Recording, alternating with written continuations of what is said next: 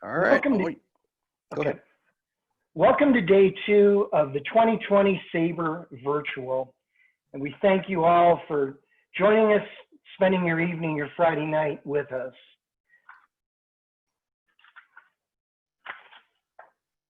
We'll be hearing tonight from Tom Thress, David Smith, Cory Schwartz, and Mark Pankin.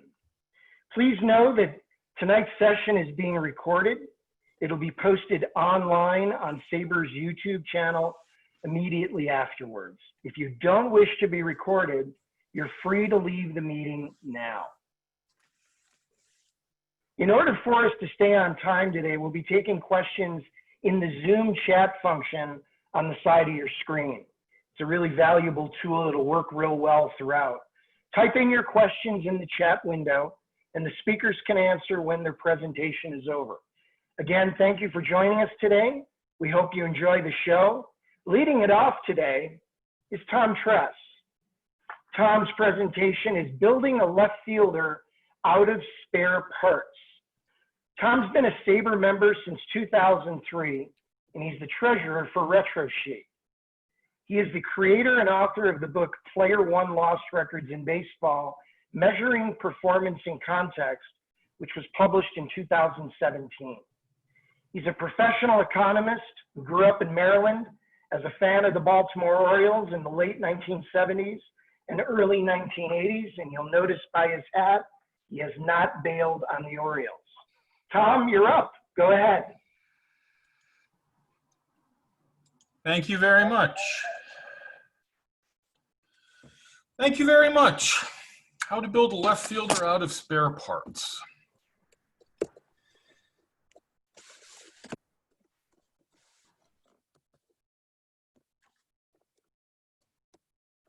In 1976, the Baltimore Orioles finished second in the American League East. Their most valuable non-pitcher that year was right fielder Reggie Jackson. The next offseason, the Orioles lost Jackson to free agency. The Orioles moved their regular 1976 left fielder, Ken Singleton, to right field, but that left a hole in left field. Over the last 11 seasons of Reggie Jackson's career, the Orioles never had a regular left fielder. They never had a player start even 100 games in left field in any of those seasons. And yet, the Orioles had a winning record 9 times in those 11 seasons. They won 2 pennants and 1 World Series and missed the playoffs on the final day of the 1982 season. And a key part of the Orioles' success in many of those seasons was the production they got from their left fielders. In this presentation, I will compare the effectiveness of Orioles left fielders to the left field performance of other American League teams, as well as to Reggie Jackson. In addition to conventional baseball statistics, I will also compare players using baseball player one-loss records, a comprehensive baseball statistic which I developed and which is described in my book and at my website. Player one-loss records are calculated to combine player performance across all aspects of the game: batting, base running, fielding, and pitching, although left fielders don't tend to accumulate many pitching wins. I also construct a set of E-wins and E-losses, which control for context and players' teammates. Player wins, P-wins, and E-wins end up being on approximately the same scale as traditional pitcher wins. I then calculate 2 measures of player value, which are derived from P-wins and E-wins. Wins over positional average, which I abbreviate as WOPA, and wins over replacement level, which I abbreviate as WORL.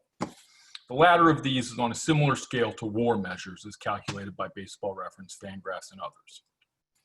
For this presentation, I will look at E-wins and their derivatives in order to avoid issues of context or team quality.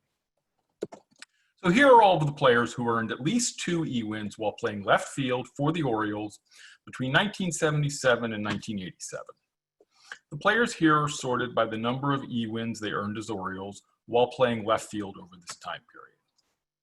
Few of the players on this list primarily played other positions for the Orioles, but filled in occasionally in left field. Al Bumbry, John Shelby, and Ken Gerhart played more center field than left field in their Orioles careers. And Ken Singleton was the Orioles' regular right fielder starting in 1977, before eventually transitioning to designated hitter. Removing these players then leaves 9 players.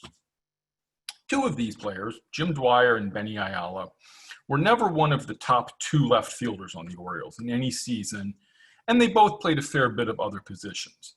But I left them on here because they fit well into the model of Orioles left fielders of this time period, which is, I think, best highlighted by the next table. Each of the players listed here were more valuable players as Orioles than as non-Orioles. The numbers here include players' records across all positions, not just left field, and have been normalized to show numbers per 162 games played. This list includes players who left the Orioles while still in their 20s and players who didn't join the Orioles until they were in their 30s. It includes one player, Andres Mora, whose non-Orioles career was only 9 games long, and one player, Juan Beniquez, whose Orioles career was a single season when he was 36 years old. Every player in the table earned more E-wins over positional average, EWOPA, and E-wins over replacement level, EWORL, per 162 games as Orioles than as non-Orioles. The Orioles were better at extracting value out of these players than the other organizations for whom they played, without exception.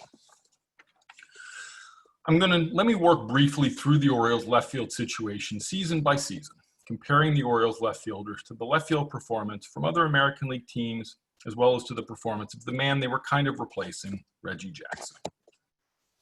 In the 1976-77 offseason, the Orioles acquired 32-year-old Pat Kelly from the Chicago White Sox. The Orioles opened the 1977 season with a kind of odd three-way platoon between left and center field. Al Bumbry played every day, in center field with Kelly in left field some of the time, and in left field with rookie Larry Harlow in center field at other times. But Kelly, Bumbry, and Harlow were all left-handed batters, so it didn't exactly work as a classic lefty-righty platoon. In May, the Orioles sent Harlow back to AAA Rochester, made Bumbry their everyday center fielder, and Kelly became the everyday left fielder. Meanwhile, 22-year-old Andres Mora was recalled from Rochester, made his first appearance for the Orioles on June 4th. Mora gradually gained playing time over the course of the season, to the point where he started 39 of the Orioles' final 56 games. The result is a little bit odd. If you simply look at the games played, it looks like a fairly conventional left-right platoon. The left-handed hitting Kelly started 83 games in left field. The right-handed hitting Mora started 57 games in left field. But that's not exactly how it worked out. The left-handed hitting Kelly faced the left-handed pitcher in 1/6 of his plate appearances. The right-handed hitting Mora faced a left-handed pitcher in 2/5 of his plate appearances. That's a difference, but not nearly as strict as Orioles left field platoons would become in later years. Here's how Kelly and Mora did for the 1977 Orioles. And here's how Orioles left fielders did overall. And here's how American League left fielders did. Measured by E-wins, Orioles left fielders ranked 10th in the 14-team American League. And here's how Reggie Jackson did for his new team, the New York Yankees. It took about a month for it to shake out this way, but the Orioles basically ended up with the same left fielders in 1978 as in 1977. Here's how Kelly and Mora did for the Orioles in 1978. And here's how Orioles left fielders did overall. And here's how American League left fielders did. Measured by E-wins, Orioles left fielders improved to 7th in the 14-team American League. And here's how Reggie Jackson did with the Yankees. The next table shows the season batting totals for Kelly and Mora in 1977 and 1978. The numbers here include all of their plate appearances, not just those when they were playing left field. Mora actually did a little bit worse in 1978, which is perhaps a bit of a surprise as he was still only 23 years old. But Kelly increased his batting average by almost 20 points and his slugging percentage by 70 points. He actually hit one more home run in 1978 than in 1977, despite getting 111 fewer plate appearances. How did that happen? Well, actually, 111 fewer plate appearances is perhaps the key. Here's how Pat Kelly's batting numbers against right-handed pitching compared in 1977 and 1978. His career totals are also shown here. Kelly's 1978 is better than 1977 and his career numbers, but not by that much. And here's Kelly's numbers against left-handed pitching. For his career, Kelly was not completely overmatched by left-handed pitchers, but like most left-handed batters, he hit worse against lefties than against righties. So what was the secret of Kelly's success in 1978? Easy. He simply never batted against left-handed pitchers. The Orioles opened the 1979 season with the intention of having a single everyday left fielder, 24-year-old right-handed hitter Gary Renneke, who appeared in 92 of the first 105 games of the season for the Orioles, although not all in left field. Andres Mora was cut late in spring training and returned to his native Mexico, where he played through 1997, and Mora was inducted into the Mexican Hall of Fame in 2003. The Orioles added two new players to the left field mix for 1979, Benny Ayala and John Lowenstein. It took some time for the Orioles to figure out exactly how best to use Lowenstein, but by late July, he was playing about half the time and playing almost exclusively left field when he did play. Benny Ayala and Pat Kelly added 21 starts in left field apiece, and that was pretty much that.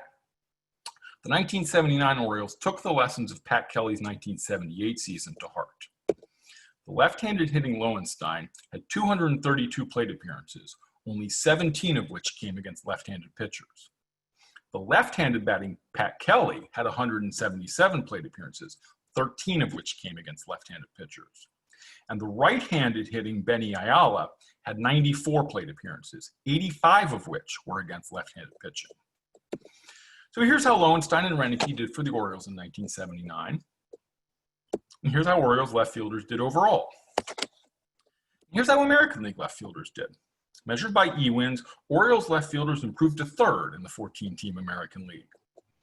And here's how Reggie Jackson did. Orioles left fielders had more home runs, runs scored, and RBI than Reggie in 1979. Although they also had 118 more plate appearances in which to accumulate those numbers. But the 1979 Orioles won 102 games in the American League pennant, so it's hard to say they missed Reggie too much. Things worked out so well in 1979 that the Orioles decided to bring everybody back for 1980. Lowenstein's fine 1979 season earned him more playing time in 1980, still virtually all against right-handed pitching. The result was that Renneke played less against right-handed pitching. In 1979, about two-thirds of Renneke's plate appearances had been against right-handed pitchers. In 1980, he had more plate appearances against left-handed pitchers than against right-handed pitchers. So here's how Lowenstein and Renneke did for the Orioles in 1980. Here's how Orioles left fielders did overall.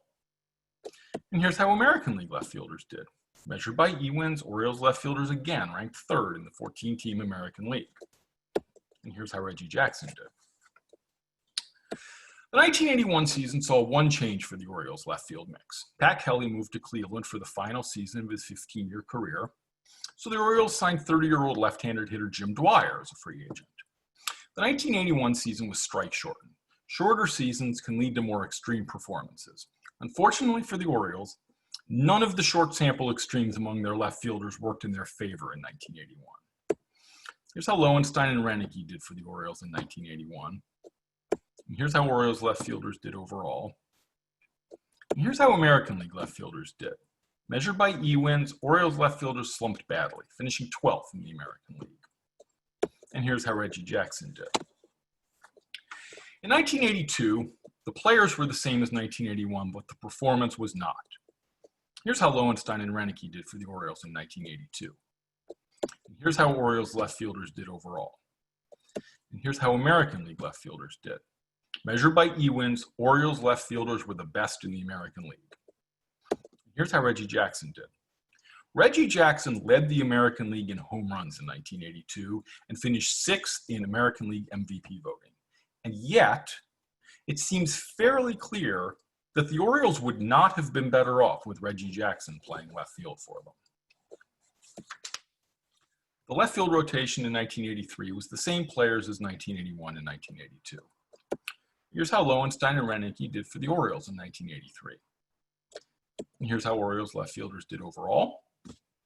And here's how American League left fielders did.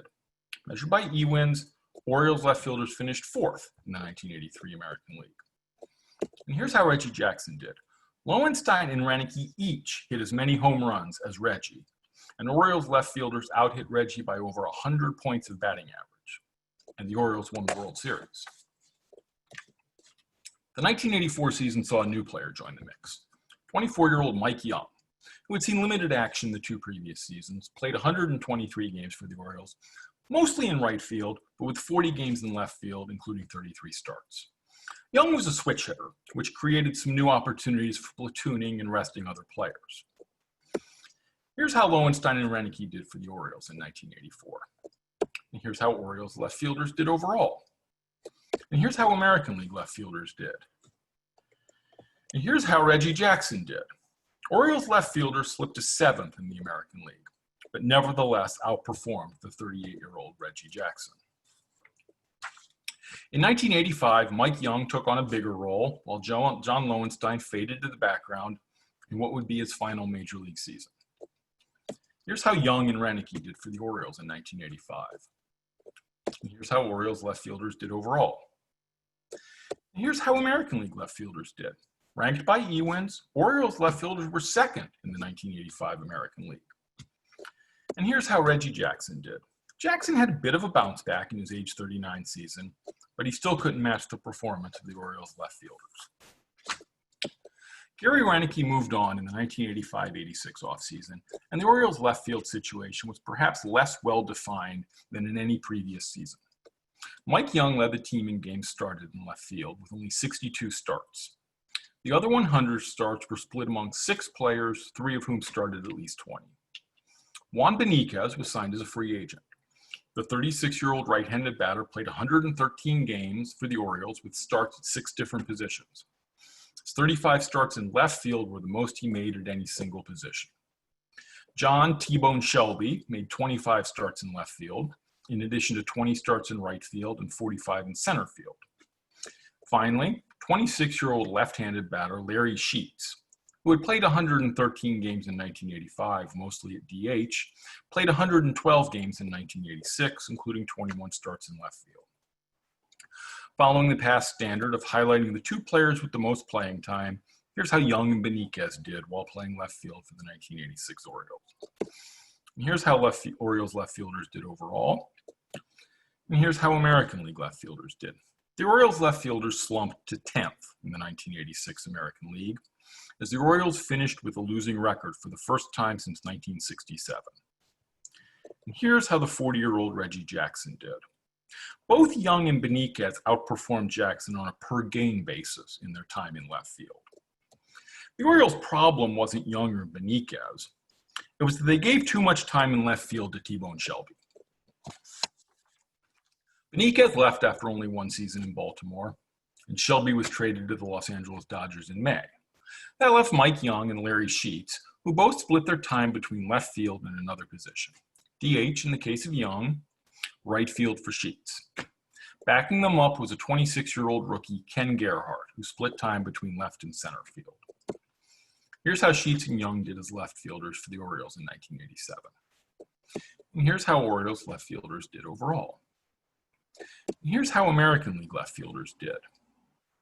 And finally, here's how Reggie Jackson did in the final season of his outstanding career. Orioles left fielders again ranked 10th in the American League. As in 1986, the problem wasn't their top 2 left fielders. Young was okay, and Sheets was quite good. The problem was Ken Gerhardt and his 41 starts in left field. So what if we combined those performances by Orioles left fielders into a single player? The next table shows the career record of the Orioles' primary left fielders over these 11 seasons. The numbers here are for the 2 players per season who played the most innings in left field for the Orioles that season, and only include their performances as left fielders.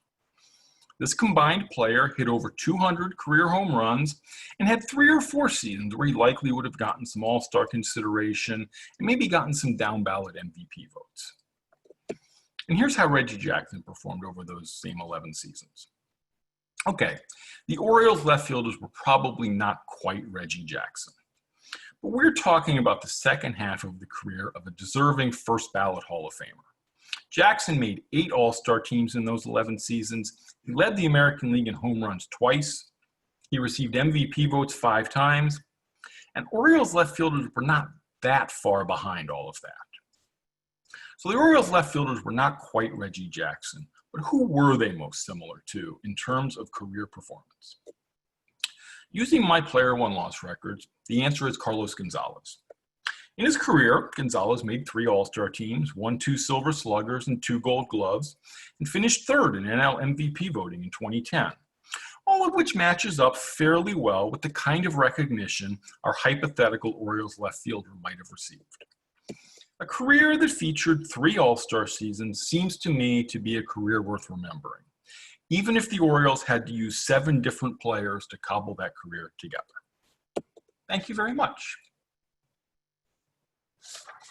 Tom, that is a terrific presentation and shows the forward thinking of a Hall of Fame manager in Earl Weaver.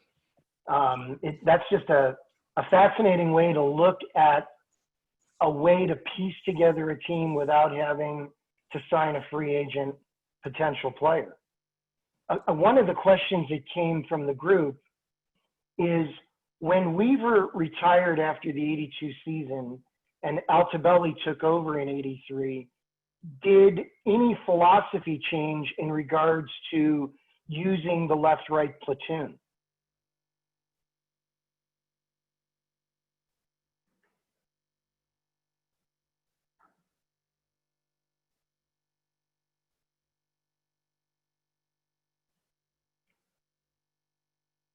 Tom, can you hear me?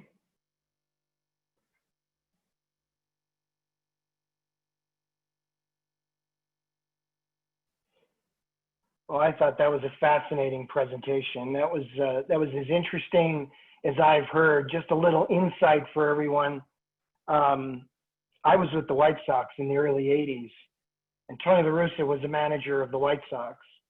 And we constantly had a difficult time trying to match up our club against the Orioles. And in fact, in the 83 LCS, lost to the Orioles as they advanced to the World Series and eventual World Series championship.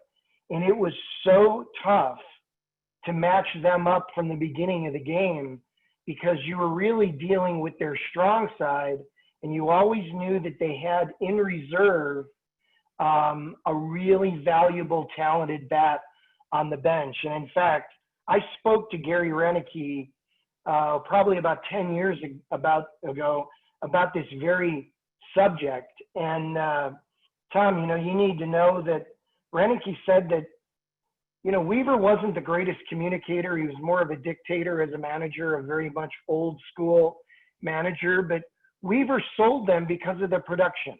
He was able to give them a chance to shine and play well and protect their stats, but put them in situations where they were going to have a better chance of succeeding.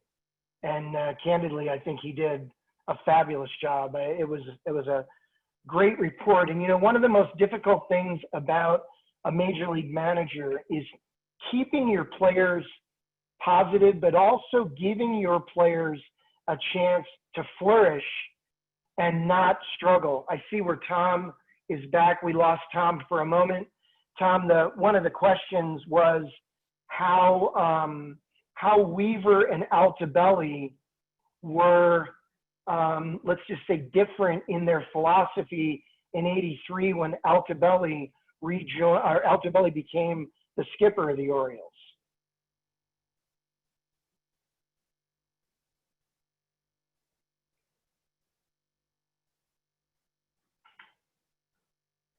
Okay, I don't have any sound from Tom, but I thought that was fascinating. And one of the most difficult things for a club operator is trying to balance your payroll.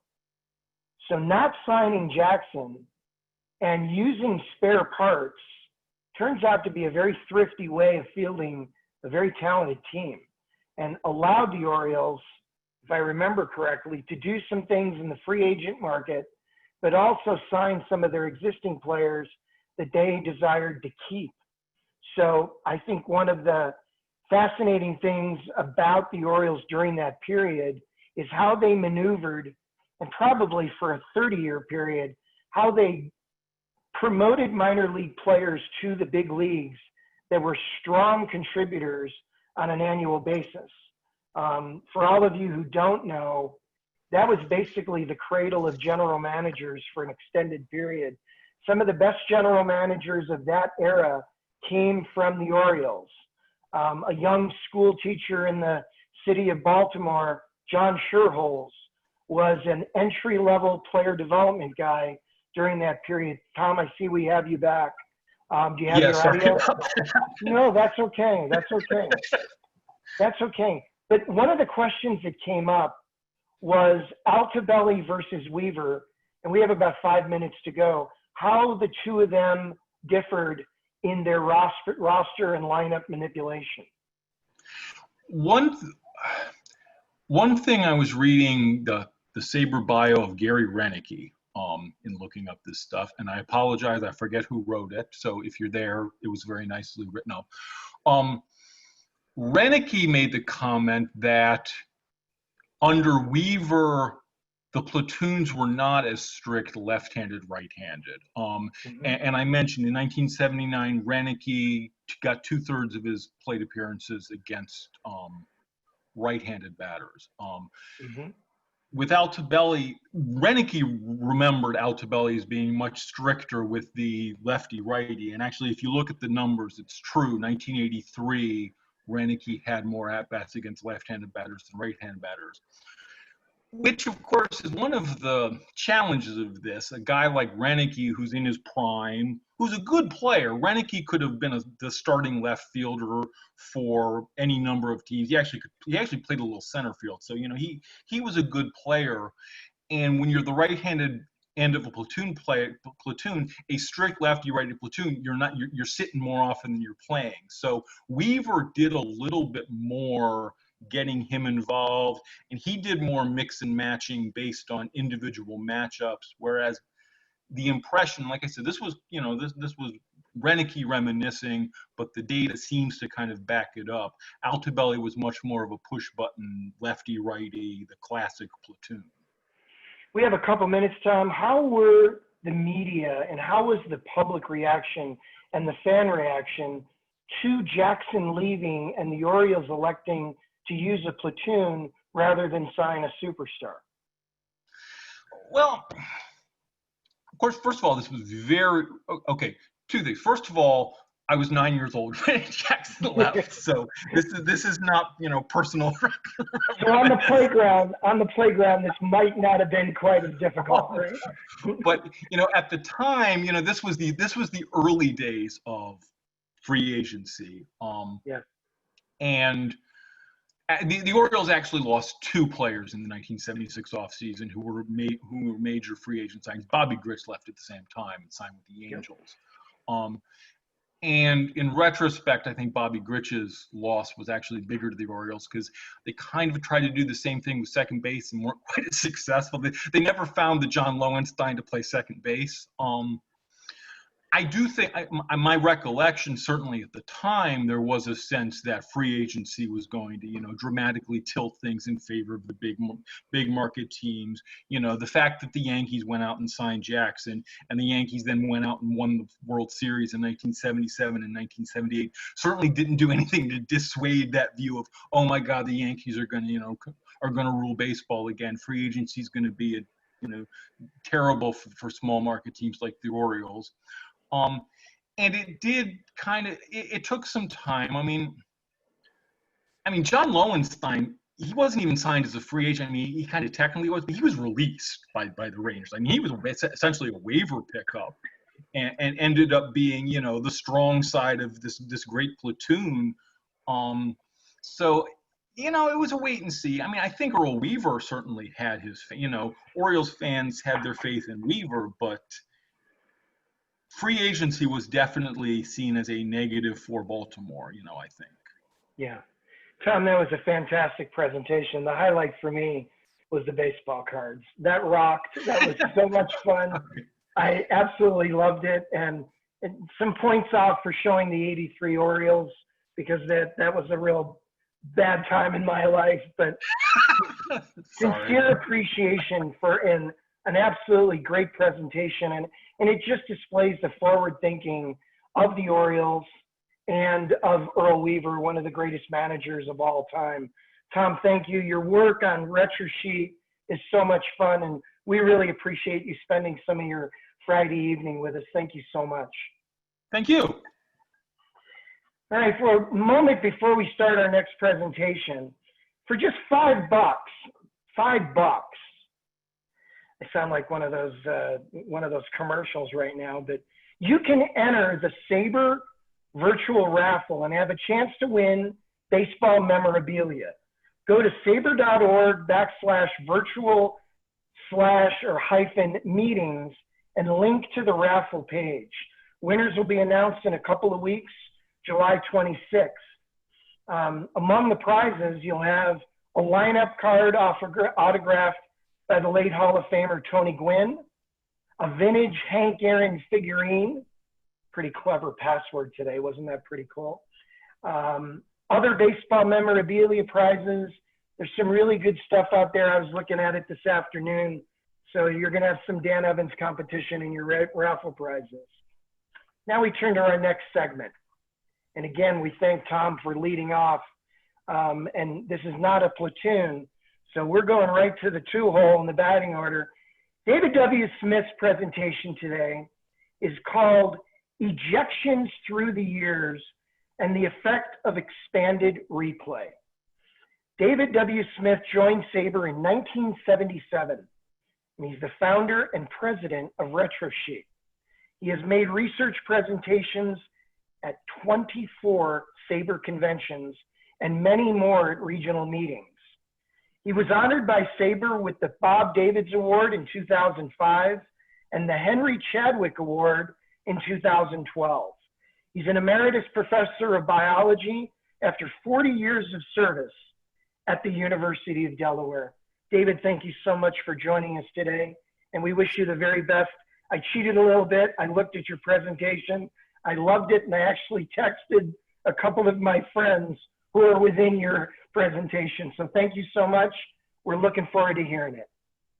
Very good. Thanks, Dan. Okay, ready to go? Ready to go. Go get it. Okay.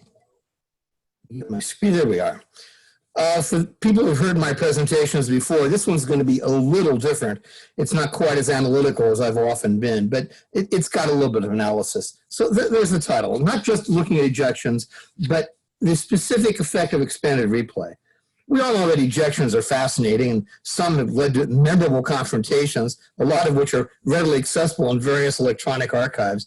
Perhaps surprisingly, reliable information on ejections has been available only sporadically, and there are many conflicting numbers in both print and online sources from the most basic data, such as the number of times a given manager, player, or umpire was involved.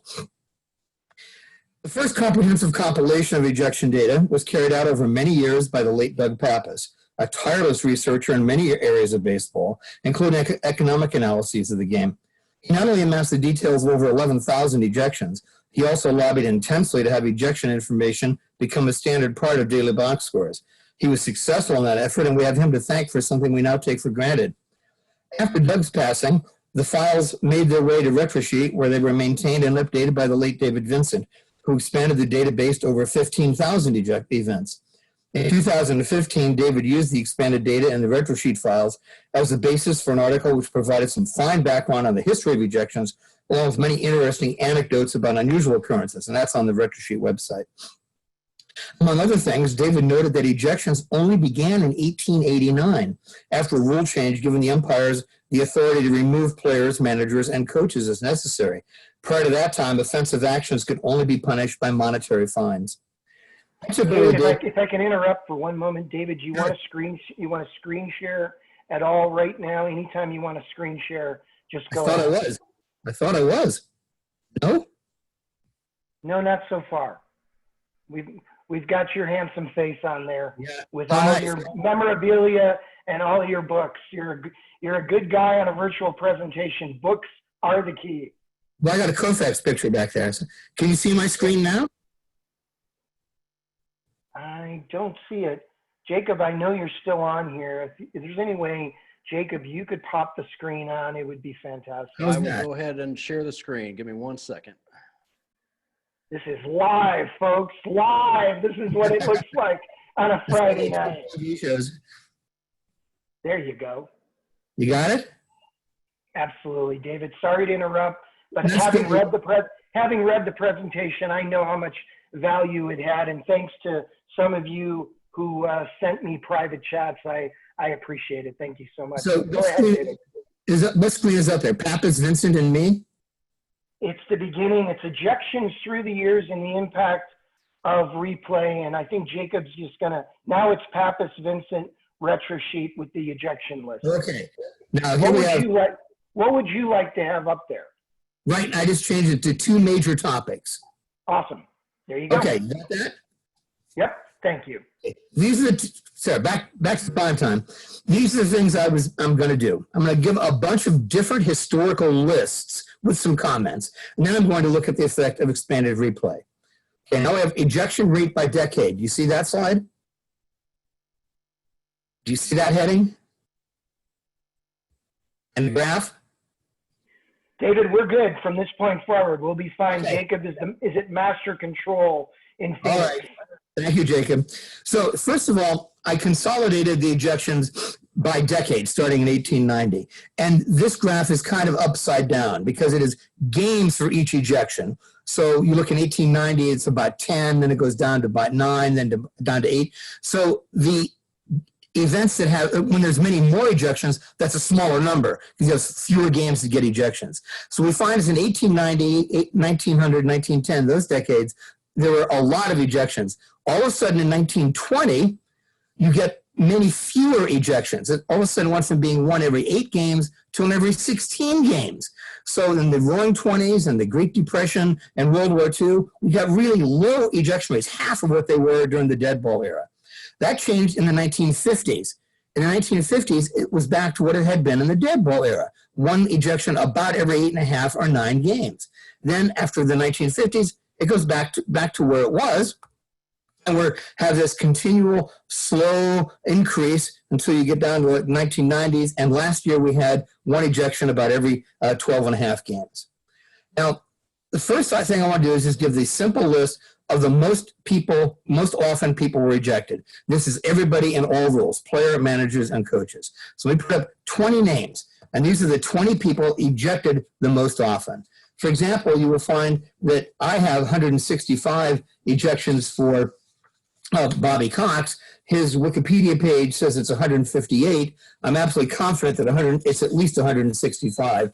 These numbers are all over the place. I'm going to do more of that in just a minute. These 20, if you look at these quickly, the very large majority of them are managers, which is probably to be expected. Cox, McGraw, DeRocher, Weaver, Frisch. And you get to the bottom, you know, people like Dykes, Mock. I mean, these are relatively recent, but they're way behind Bobby Cox. Bruce Bochy, nice gentle man, but he gets tossed quite a few times anyway. Now, Johnny Evers, we'll get back to a little bit more. He's got 72 on there. Now, players. So that first table is everybody in all capacities. Here's looking just at players most ejected. Evers is the most with 58, an incredible lead. Heine Zimmerman's next. And then we go down to Pearsall and a bunch of other older people, except for Gary Sheffield, who's a relatively new guy. And here's the other half of that table. DeRocher's on there. Bill Madlock is relatively new. But most of these people with the high numbers of ejections are the old-time players. So this is DeRocher's 23 times as a player, as well as 120-some as a manager. So here we have the manager ejections. DeRocher has 98 as a manager. McGraw had 121 because McGraw was also ejected as a player. Cox was never ejected as a player, although he did play for the Yankees. So the managers with the most in there. Current Ron Gardenhire is certainly doing his best to get up there. And the one that impressed me was John Gibbons. I didn't think he was quite that volatile, but there he is down at number 53, showing up pretty impressively on this list. Other side of this is the umpires. And before I do that, I need to talk a little bit about Bill Clem. Of course, we know that Bill Clem umpired the most games, and you won't be surprised when I tell you that Clem had the most ejections. Look at these numbers. If you look at his Wikipedia page, they give him 251. CloseCallSports.com, which tracks a lot of umpire data, says he had 256. His SABR biography says 279. The Retro Sheet website last fall had 315. And based on my work this winter, we went up to 346. So my conclusion is Clem had at least 346 ejections. I'm very confident of that number, and I can only imagine that it's going to go up beyond that.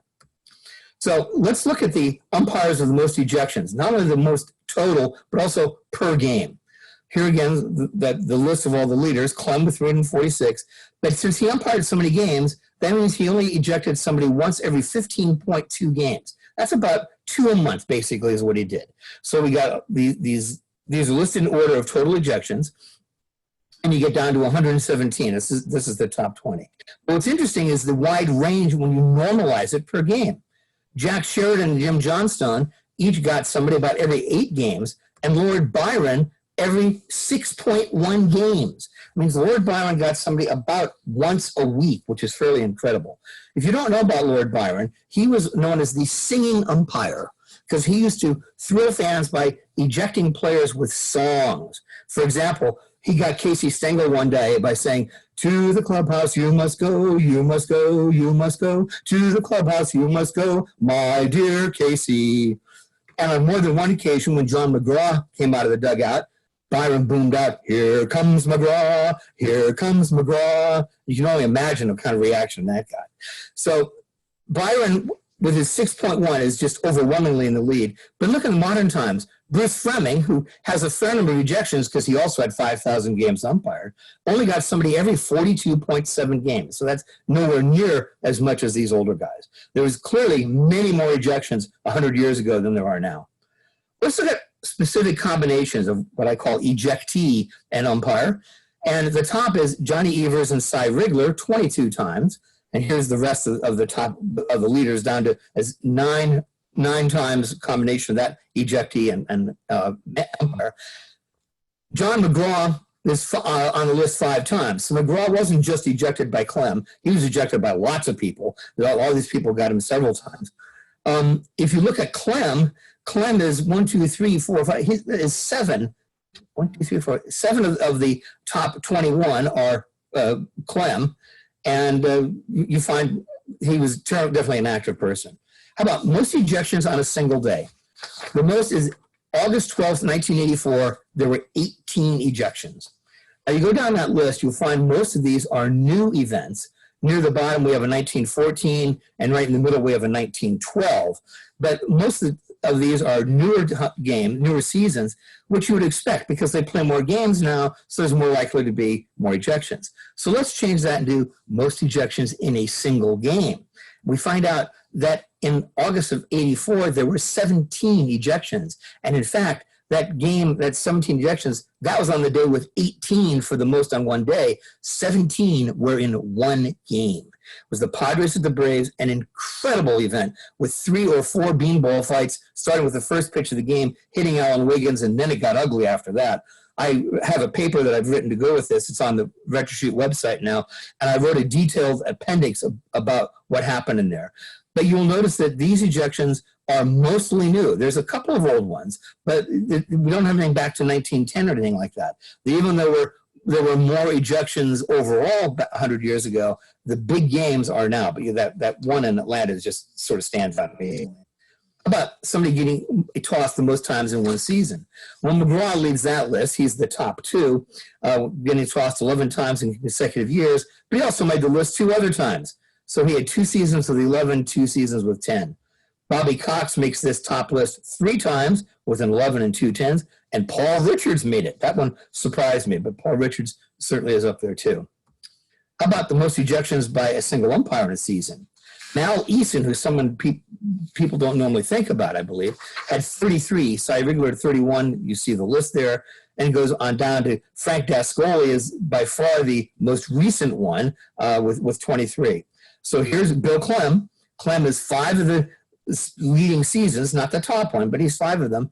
And there's my man, Lord Byron. Not only does Byron have 5 seasons, what you have to know is that Byron only umpired for 7 seasons on about 1,000 games. These 5 seasons that I have highlighted here are his first 5 seasons as an umpire. So he really had a short fuse. Most common reasons. Balls and strikes. When I say all types, it means any ejections related to balls and strikes. By general, I mean like a mid-count problem. Like ball 1 comes in and the pitcher doesn't like it. I put that in general. Called third strike, I put in a separate category. Check swings went in a separate category. So I think those are meaningfully different. Calls in the bases are next. the ephemeral bench jockeying, which means nobody had a more specific reason than that. Fighting is way up there, 952. But intentionally throwing at the batter and warnings associated with that is also a fairly common thing. Now, let's look at this in more detail in terms of what causes the ejections. This is all the points for each year, not broken out by decade. And this is reverse the previous graph. So in this case, the high values, this is counting them. The high values is more ejections, as you would expect. First of all, you can see it's been up and down over the years. And the two different reasons, balls and strikes, which are the red points, and calls on the bases, which are the blue points, do not change together. They are somewhat separated. But of course, we know that you don't play the same number of games every year. And in particular, that real high point there, 1915, was last year of the Federal League when we had 600 more games. So what I did is normalize all of that per game. So this is the same data as before, but it's per game instead of per season. Now, these tiny values is because I did it the other way around. The low events are at the bottom and the high events are at the top. So we find many more events at the beginning in the dead ball era.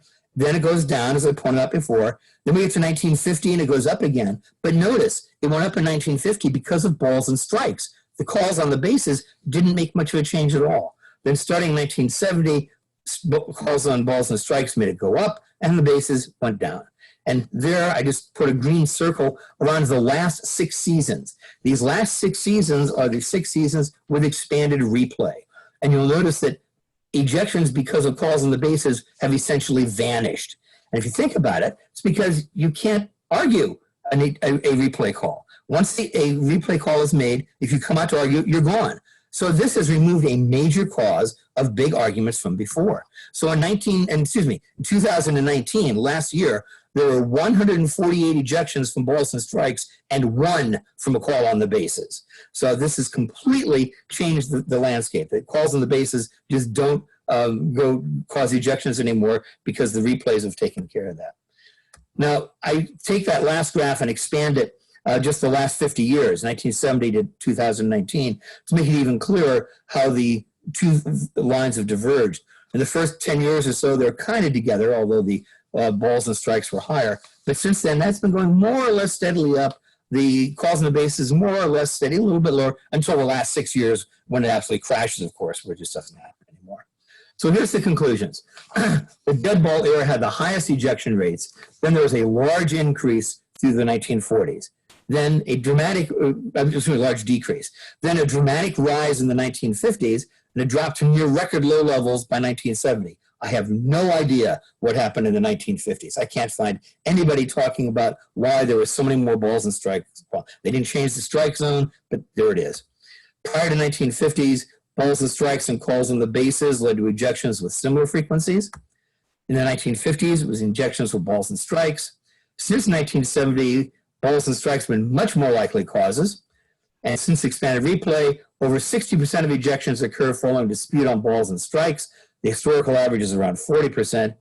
And as expected, expanded replays have almost completely eliminated ejections following decisions on the bases. Now, one of the things that I am the proudest of, the full ejection database, all 17,795, is now on the RetroSheet website. It's there for free downloading for anybody who wants to do this analysis on their own. It took forever to get that checked out. I'm really, really pleased on that. I thought I would end this with one Baltimore appropriate figure. Since this is a Baltimore event, there's the Earl of Baltimore, and in case you don't recognize, that's Ken Kaiser, who's about to have him for lunch there. Thank you very much. David, that was awesome. So much detail. Dave, if you don't mind, a few questions. Sure.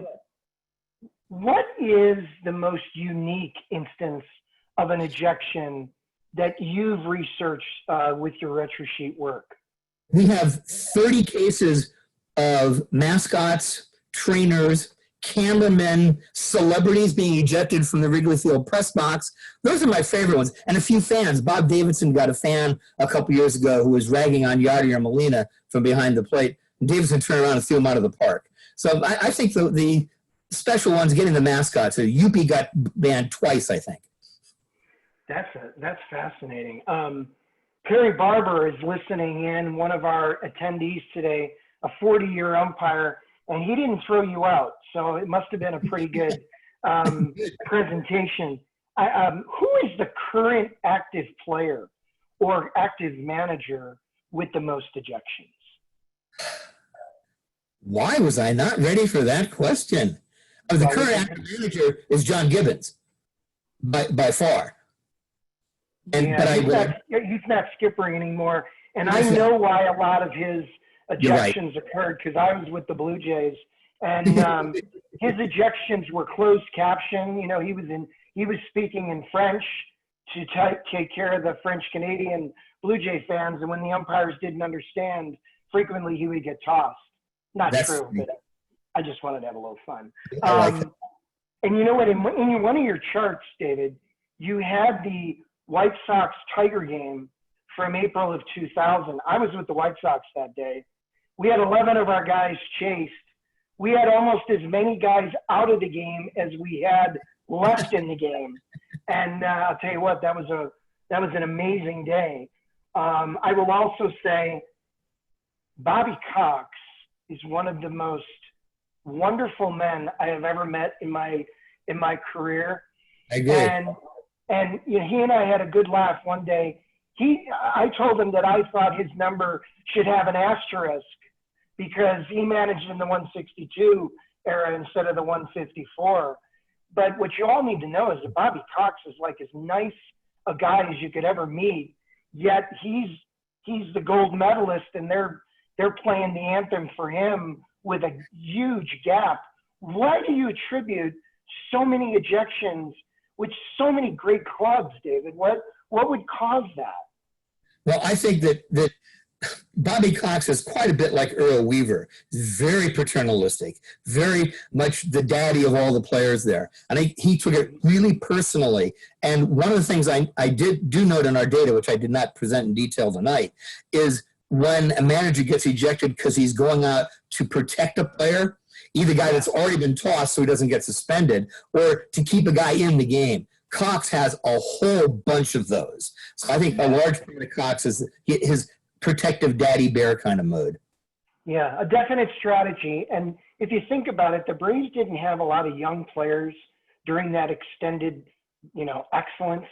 So he's probably protecting his pitchers and probably protecting some of his veteran core.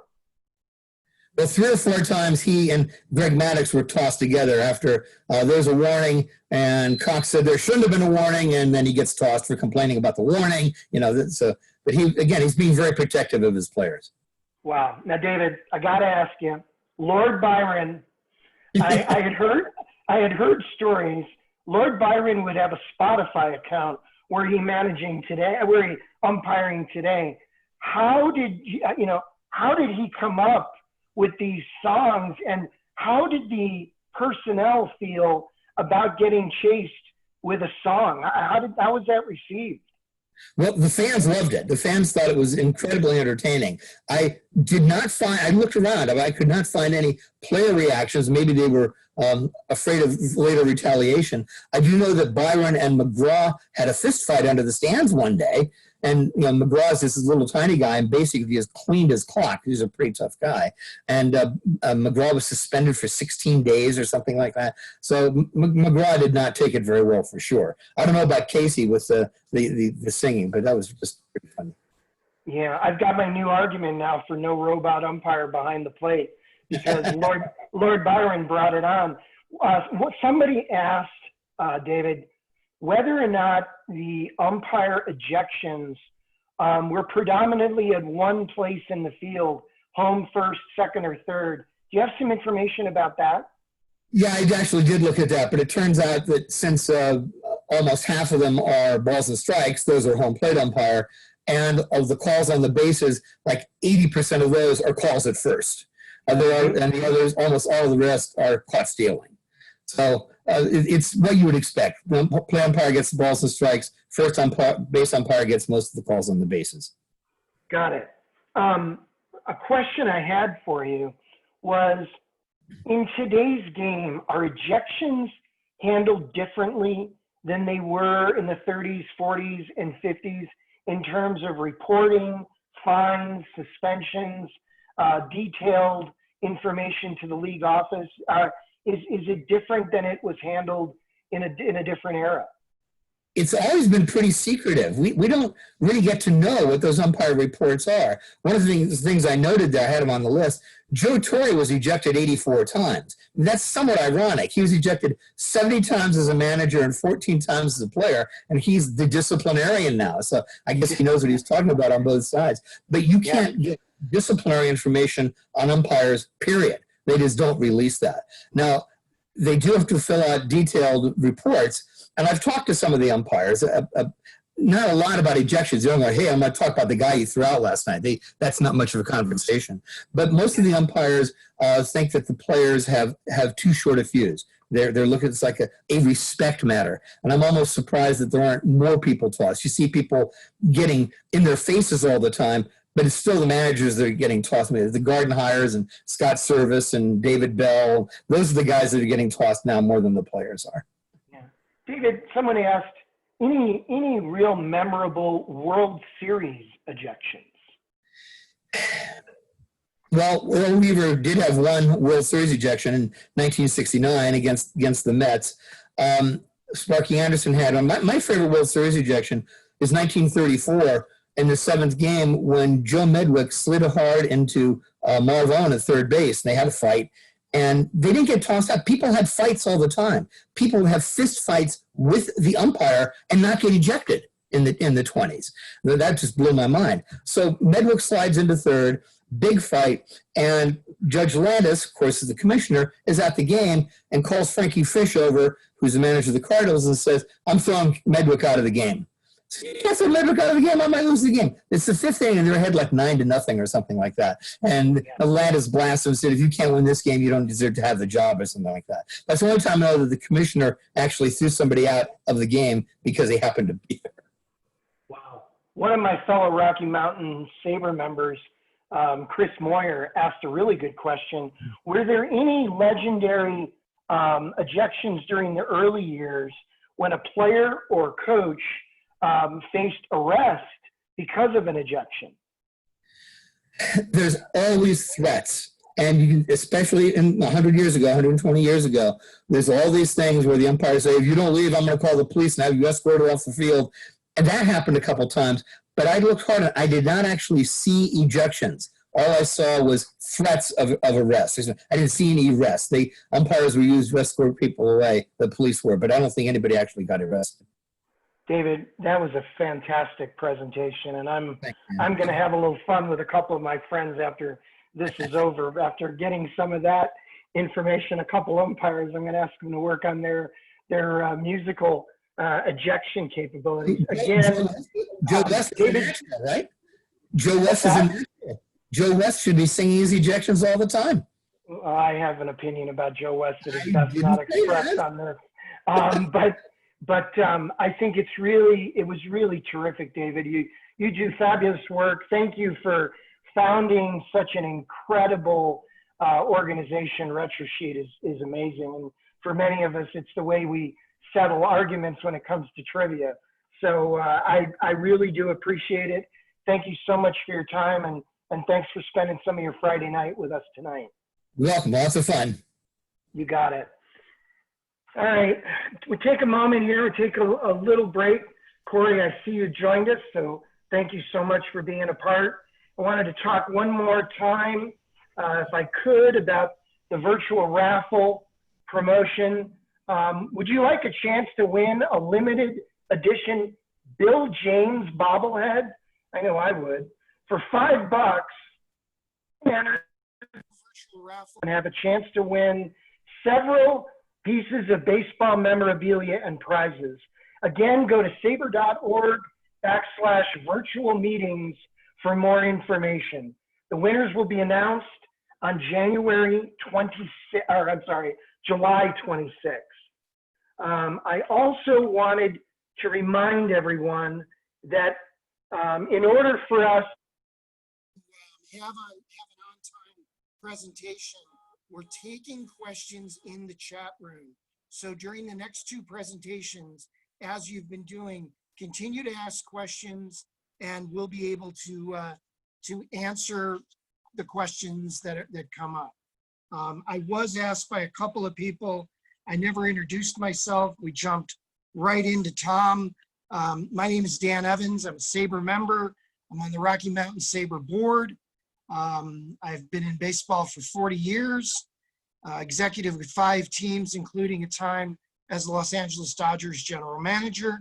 Now I'm currently a consultant for the Field of Dreams project, and we have a ball game on August 13th that we're really excited about, the Cardinals and the White Sox. Our next guest is, for me, one of the best human beings in the game. And I'm going to give you a little background. He doesn't know I'm going to do this, but a lot of aspiring professionals in the game reach out to Cory Schwartz, and Cory always has time for them. And a lot of people don't. Cory always does. I preface the introduction because that's who he is as a person. I'm really glad you could join us today, Cory. Cory is the Vice President of Data Operations for Major League Baseball. He actually has one of the coolest Twitter handles, Schwartz Stops. Look him up, follow him. It's a really good one. He oversees the team that's responsible for live data capture for all the official stats of Major League, Minor League, and Winter League baseball games. In 2014, he was the recipient of SABR's Henry Chadwick Award, honoring baseball's greatest researchers for their contributions to the game. Prior to joining Major League Baseball in 2001, Cory worked for the New York Yankees, and he also worked for the NBA. Cory, thanks a ton for joining us today. Thanks for having me, Dan. I appreciate it. I'm sorry we couldn't all be together at the SABR National, but I think it's really awesome that Scott and everybody have put together this event this weekend. So I'm really glad to be here, and thanks for the invite. Well, I really appreciate it. It's very kind of you to take a Friday night off and do this. Cory, we've got a lot to talk about in half an hour. You have so much data on a daily basis. You hit me with something a few years ago over a beer that blew me away. And I think it'd be really interesting for everybody to know, how much data do you generate on a per game basis for a big league ball game? Sure. Well, in an ordinary year, which this is most certainly not, we cover over 18,000 games a year. And obviously the most intensive data capture is done for Major League Baseball. We're generating literally millions of data points for each game because we're using not only the play-by-play and the pitch-by-pitch data that our stringers are entering, but also all of the tracking data from the StatCast system, which measures not only the ball, but all the fielders, the base runners, the batter is runner. It's measuring all of them down to the millisecond level, of course, for hundreds, if not thousands of events per game. So it really quickly turns into a massive amount of data.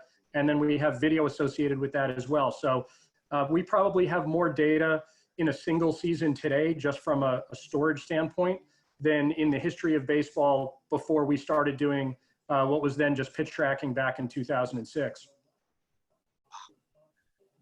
Cory, you fuel Major League Baseball. I mean, you fuel MLB.com. You fuel Game Day. You fuel MLB TV. How do you guys get that done on a daily basis? How big a staff do you have? How do you get all this done on such an amazing basis for all of us who digest as much as you can throw at us? Yeah, well, first of all, obviously it's not just me. I have a cool title and I love what I do, but we have a huge team responsible for this. My group is about 30 full-time, and we have over 400 seasonal part-timers working all over the country. We have a robust technology team in New York and San Francisco. We have a data quality team run by Ben Jedlovic, formerly of Baseball Info Solutions, that I know a lot of you know. Ben is basically an independent auditor of all of the data that my group generates, and we do internal data validation, and then we hand off that data set to Ben and his team, and they work directly with the clubs and our media partners and business partners to share the data with them. So just in my group, it's probably close to 450, and then there are dozens, if not hundreds of more people in different areas of the company responsible for everything from credentialing and infrastructure and connectivity and procuring laptops and everything else that goes into it. So it's a big operation. One of the things I'd never really appreciated till I started working for MLB was how many people it takes to pull off one baseball game. We are rightfully focused on the players on the field. That's what we all come to see. But there's a lot of fun stuff going on in the background, and it's really exciting to be a part of it. Cory, you guys are so good at it. Didn't the NHL ask you to help them put their stuff together? Yeah, we worked with the NHL quite a bit on evaluating different player tracking systems. Ultimately, they went on their own path and came up with something that I think will be very cool. You know, the NBA and the NFL have different player and ball tracking technologies. You know, each league and each sport present different opportunities and different challenges when it comes to live tracking of the ball and players. And I think the data that's starting to come out right now, and you know, in baseball, we think we're ahead of everybody. We've been doing it longer, and we like to think we do it best. But I think the other sports are doing a great job as well, and doing things differently. So there's a lot we try to learn from each other. I know people at the different leagues, and we share notes from time to time, and try and do the best job we can at this, because really, you know, we're trying to serve fans. We're trying to, you know, help people enjoy baseball wherever they are and whatever they're doing. And some people just like, you know, traditional stats, you know, runs, RBIs, wins. Some people really geek out over the StatCast tracking data. So we try and provide fans what they want to see wherever they are and whatever they're doing. Cory, you've had some amazing stuff in the last 20 years, just incredible additions. And I know you have some new stuff for 2020. Love you to talk about what you have coming up, or, you know, what people can look forward to in a couple of weeks when we're watching baseball for the first time. Sure. You know, I have to apologize, Dan. If we weren't going crazy trying to get the season ramped up, I would have prepared a really nice PowerPoint presentation. But by the same token, I know nobody really likes to stare at PowerPoints. So I'll just talk, and we can, you know, you can interrupt me at any point. While we've been on shutdown from the season, we would have obviously rather have been seeing games, but we've been doing a lot of things in the background to try and upgrade and refresh a lot of our products. If you go to the website today, you'll see that the mini scoreboard on the home page, the main scoreboard page, the schedule page, and the stats section, all 4 of those core products have been updated for this year. There's several reasons we did that. Number one, simply to modernize the technology, take better advantage of better technology and refresh them. Provide better content support across all platforms. In the past, we would develop sometimes very different things on the wired, you know, your desktop computer than you would see on the MLB app on your device or on your set-top TV. Now we're trying to make those experiences a lot more consistent, and we're trying to improve the personalization of all these products. Little things, for example, like if you select a favorite team, that team will always sort to the top when you go to look at the scoreboard or the stats section. The stats section will include a lot better integration going forward of the StatCast data. So you can look at, for example, home runs, you know, home run leaders with exit velocity leaders side by side. So these are some sort of technology updates that were overdue and will really free us up to do a lot more things as far as slicing and dicing and personalizing the data. We've built a new video search that launched right before the season started, or the spring training started, at MLB.com video. Look, I'm a baseball fan. It's one of the coolest things we've done since I've been working there. You can search our entire video archive. It's over 1 million clips going back into, you know, the 50s and 60s and as far back as we have historical video. And you can slice and dice it by any way. So I was just tinkering around with it before just to make sure I wasn't, you know, speaking from inexperience. I searched for all Mike Trout home runs against Justin Verlander, and the video pops up in moments. It's really amazing. So in the future, in the near future, that'll include the opportunity for people to create their own video highlight reels, a lot better social media sharing of those video reels. So it's really fun stuff. I encourage everybody to go to MLB.com video and play around with some searches. Now that we have tracking data down to the pitch level, we can search, for example, all home runs hit by Mike Trout off sliders in 2019, things of that nature. So it's a really powerful tool, and it's a lot of fun to use. And there are a couple other things that I would probably get yelled at for talking about, but I'll hint at them. We're always looking for ways that we can utilize our video and our StatCast data along with our stats in a lot more you know, flexible and fun ways. And I think you'll see a very cool box score based experience in the near future that will present video, you know, that's organized like you would see a box score organized. So if you talk about that, I'm going to get yelled at. But it's just between us, Cory. Don't worry about it. Come on. Just friends. No big deal. Right. Yeah, but, it's something I think is going to be really cool. And I get really excited about this, you know, as a baseball fan and someone who really appreciates the technology that our company produces. It's really fun stuff. I get really excited about it. We've done a lot of behind the scenes thing that you won't see. We've completely rewritten our database out of Oracle into Postgres. I'm sure some of the gearheads here know what that means. We've moved our cloud provider. We're now on Google Cloud platforms. Again, this will allow us a lot more flexibility with our data and that we can present in different products. And then of course, the big thing for us that I work on is StatCast.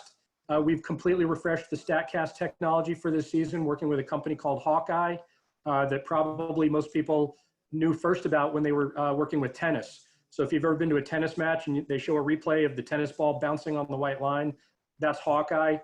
Their technology is entirely camera-based. It's incredible technology. The level of fidelity we're getting right now is far beyond anything we've seen before. We can track a pitch ball down to less than 1/10 of an inch in terms of accuracy, in terms of vertical as well as horizontal. So this will really, you know, obviously the data we have will be better. It's gonna be great for clubs and analysts who are using the data. But again, it really opens us up to new things. And there is one thing I do wanna show. I'm gonna share my screen, Dan, if you don't mind. Yeah, Cory, can I ask you a question about that innovation that you just talked about? Is that going to be part of the at-bat offering? Yes, you will see a lot of these different features added to the MLB app, which used to be at bat. Now it's been rebranded. Okay. But we're going to look to add a lot more tracking data into the app and really take advantage of the technology. You know, as we update the products, we leverage the data in them as fully as we can to really try and create better fan experiences. So there's one thing I want to show here. Again, this is in it. Oh, wait, I got to go back and share my screen now. Okay. Okay, can everybody see a slide that says pitch tracking at the top? There it is. You got it. Okay, and I think you all know who that pitcher is. This is something that we'll be getting now with the Hawkeye system that we'll be building new products out of. Watch those lines over Chapman's body as the video plays. It might be a little bit of a slideshow type experience, but, oh, whoops. Oh, come on.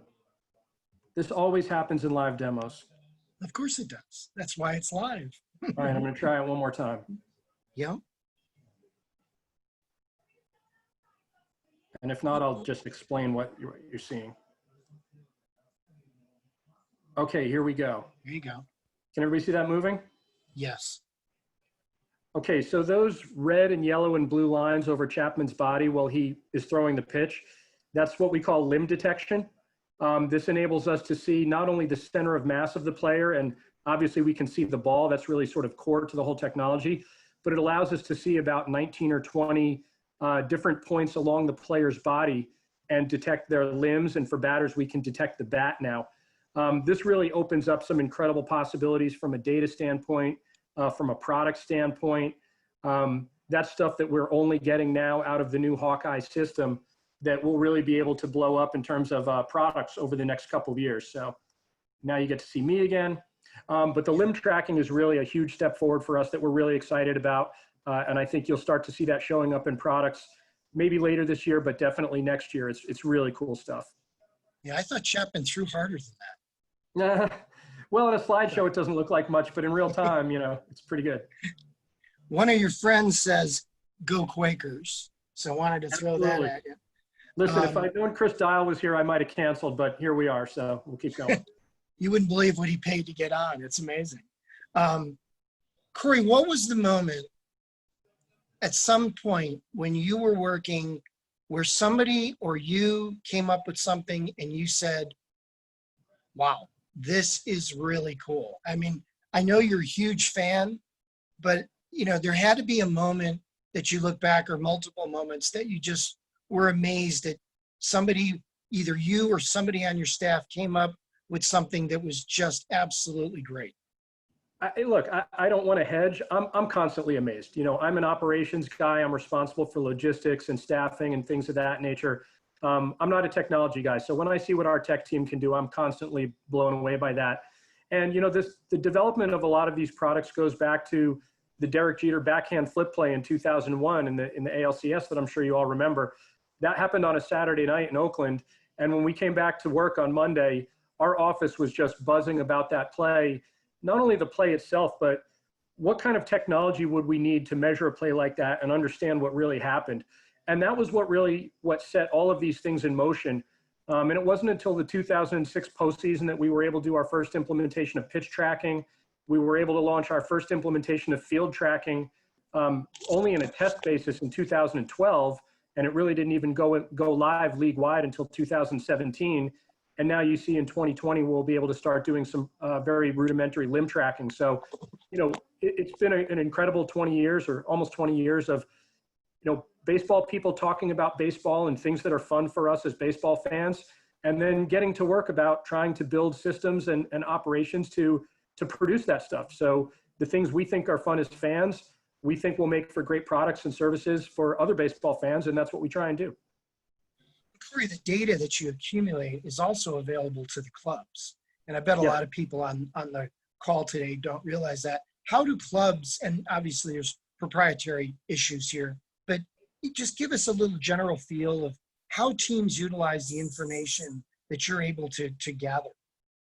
So we provide all of the data we capture to every club every day in great detail. So all of the minor league data, the winter league data, everything you mentioned before in an ordinary season, as well as all the MLB tracking and event data.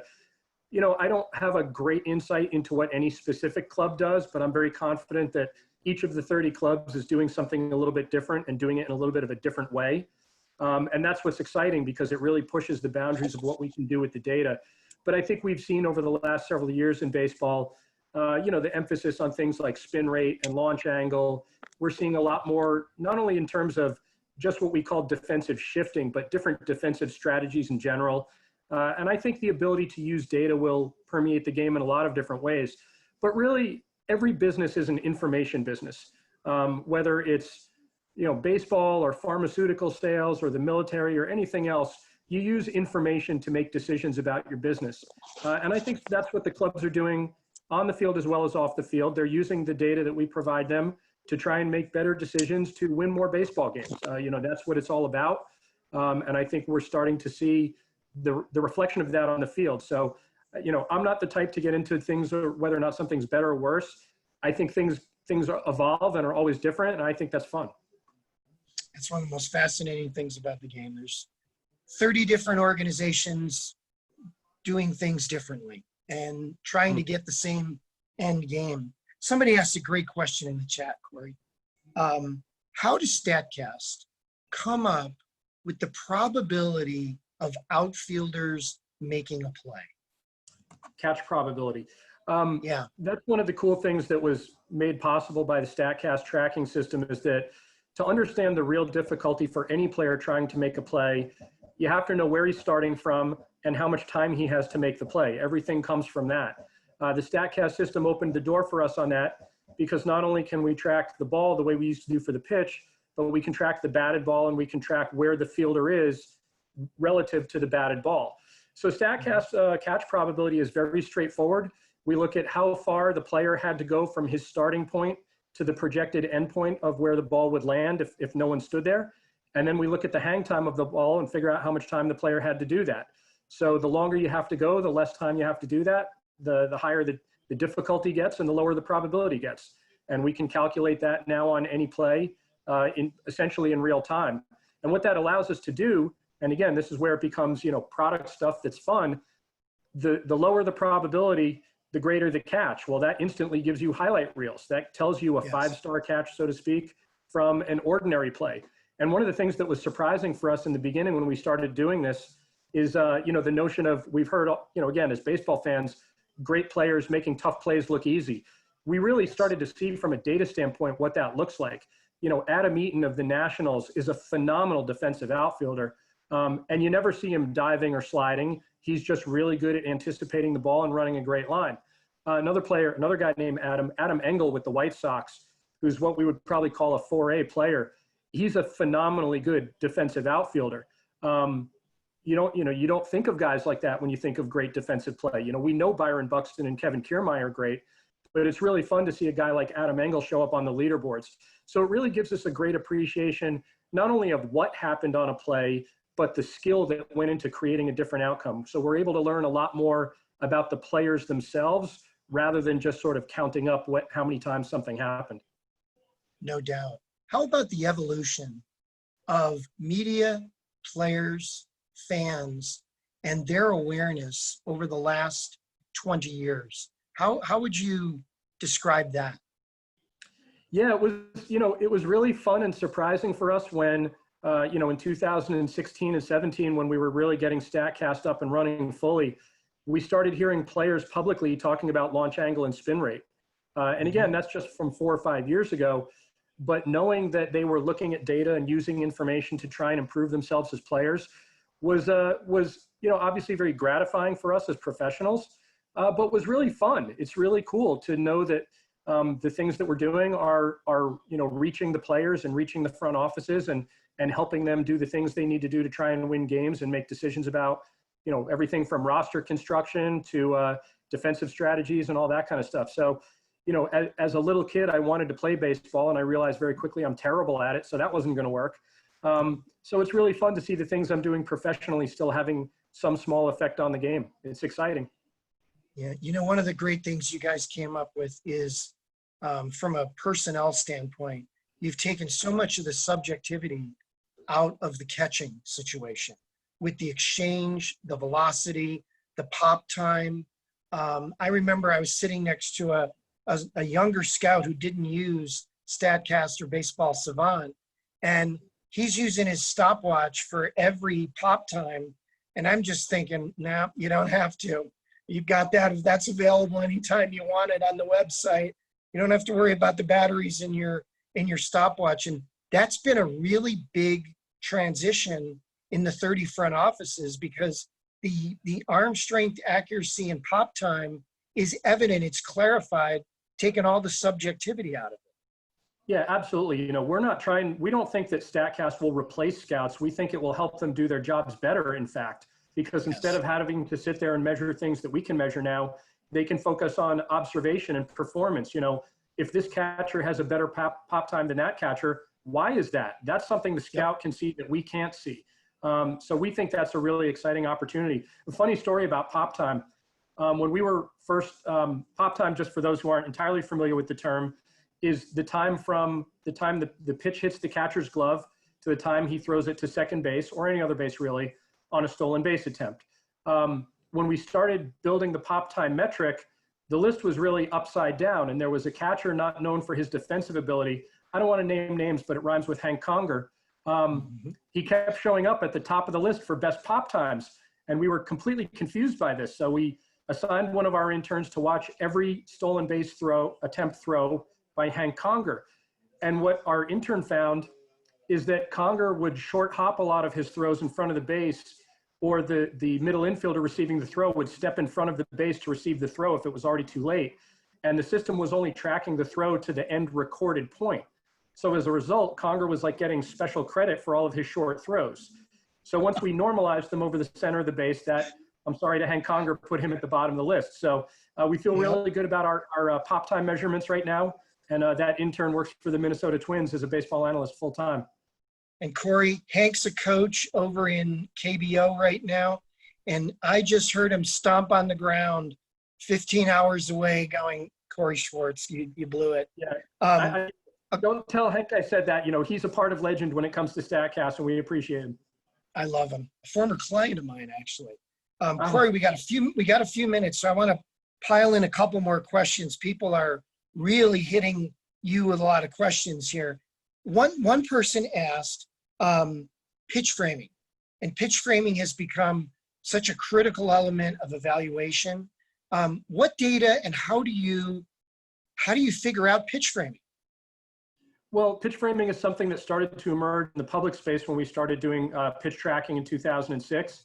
If you can measure the pitch location with great precision, you can understand the impact that the catcher has on calling balls and strikes.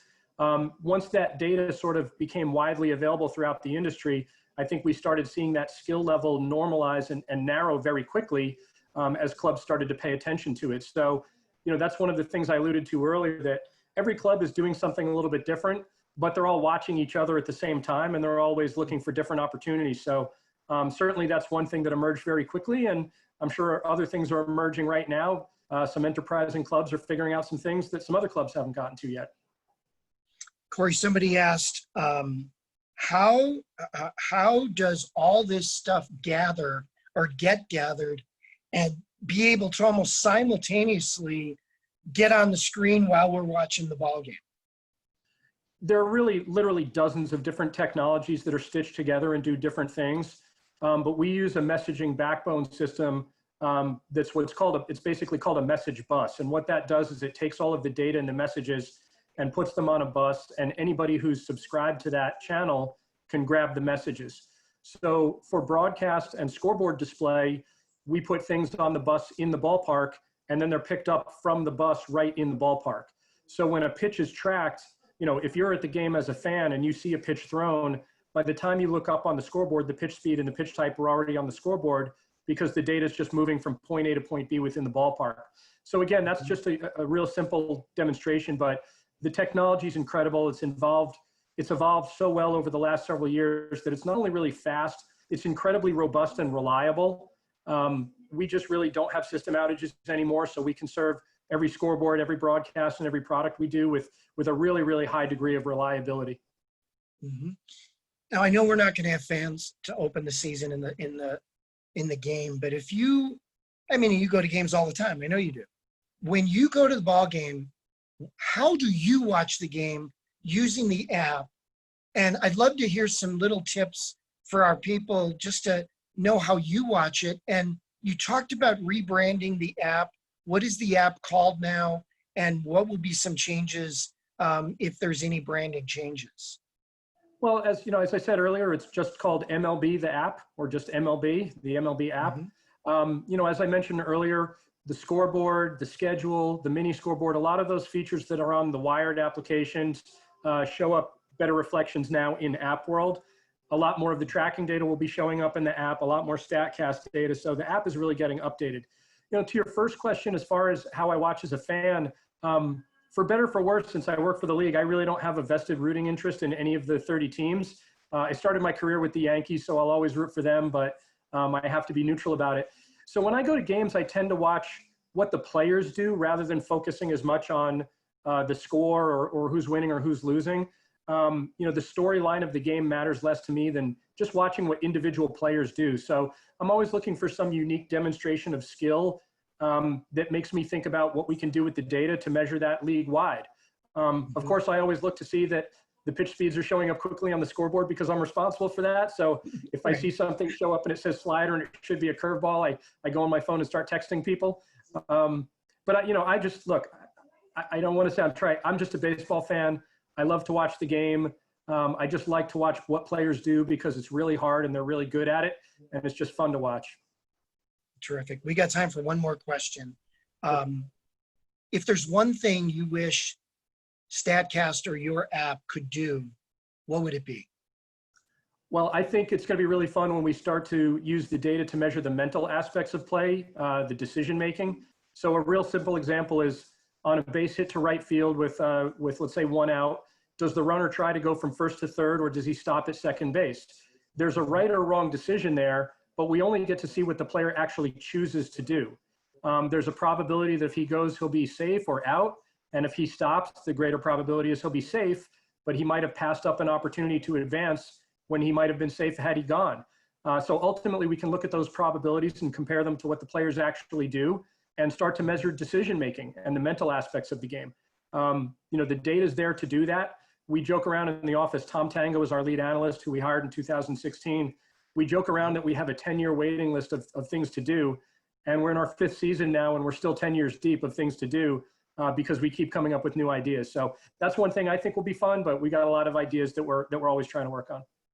Oh, Cory, terrific. Cory, can you tell everybody how to acquire the app, how to acquire any of your MLB services for the 2020 season? Sure. Go to the App Store and just search for MLB. You can also get MLB.tv through the app and watch games on your phone, which is, you know, talk about an aha moment. That was so amazing when that started. You can go to MLB.com and see all the new products and services. The first summer camp games in ballparks start next Saturday night, the 18th. So you'll see a lot of cool data showing up. And I really encourage everybody to go to MLB.com/video and play around with the video search. It's just super cool. It's fun. You know, while we're waiting to get games back, it's just an incredible way to watch a lot of video and a lot of highlights and really get our juices flowing and get our excitement going again. Cory, fantastic. Thank you for your half hour. So appreciate it. And as I said initially, you are really a special guy for a lot of aspiring professionals, and I respect the heck out of that. That's something I noticed from you early on, and this was before you bought me my first beer. So I thank you for what you do in the game and what you just showed us in the last half hour. Just a fascinating presentation. Thank you so much. And I wouldn't miss the opportunity to thank you as well, Dan, for being a great mentor and a great friend, and such a passionate champion for baseball in all its different forms and all its different platforms. So thank you again to SABR, to Scott, and everybody for having me here.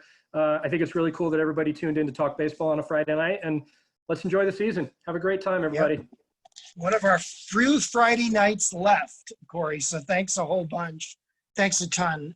Cory Schwartz, just again, he's Twitter handle is just awesome. It's at Schwartz Stops. He's more clever than my at Dan Evans 108. So he wins. One more virtual raffle promo. Do you want an opportunity to win a baseball autograph by Hall of Famer and former big league commissioner Bud Selig? Enter the SABR Virtual raffle, which can be accessed at sabr.org/virtual-meetings. Again, they are the raffle tickets are $5 a piece, and the winners will be announced July 26th. Cory Schwartz, wow, was that a lot of fun. And he is one of the truly good people in the game. I'm so thankful he could appear. Again, thank you so much, everybody, for throwing these questions at me in the chat. It's terrific that we're able to have the interaction with the presenters. Our fourth and final guest tonight is Mark Pankin.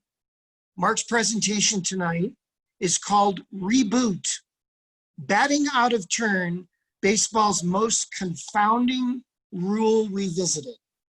Mark Pankin is the webmaster at retrosheet.org, and he has made numerous presentations at SABR meetings, including many talks, unlike this one today, based on mathematical models that he has developed. He has a PhD in math and recently retired as an investment advisor and professor of math. He grew up in Detroit. I'm sure he went to Tiger Stadium a whole lot. Boy, my favorite ballpark as a traveling baseball person. And he's a lifelong Tigers fan. He lives now in Alexandria, Virginia. Mark Pankin, thank you so much for joining us, and the floor is yours. Okay, can you hear me, Dan? Sure can, and your screen is perfect, Matt and Mark, just as you had hoped. It works absolutely perfect. Okay, I can't see anything but my screen, but I can live with that. Okay. Okay, last year in San Diego, I gave a talk on batting out of turn, and it was well received, so I thought I'd bring it back with some new instances.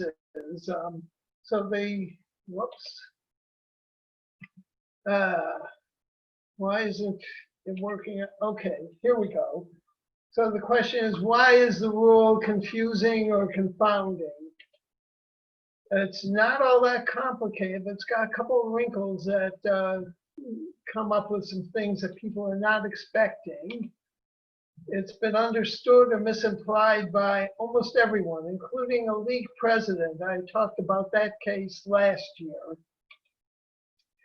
And one reason is it's pretty rare. It's only been fewer than once a year since 1950 on average.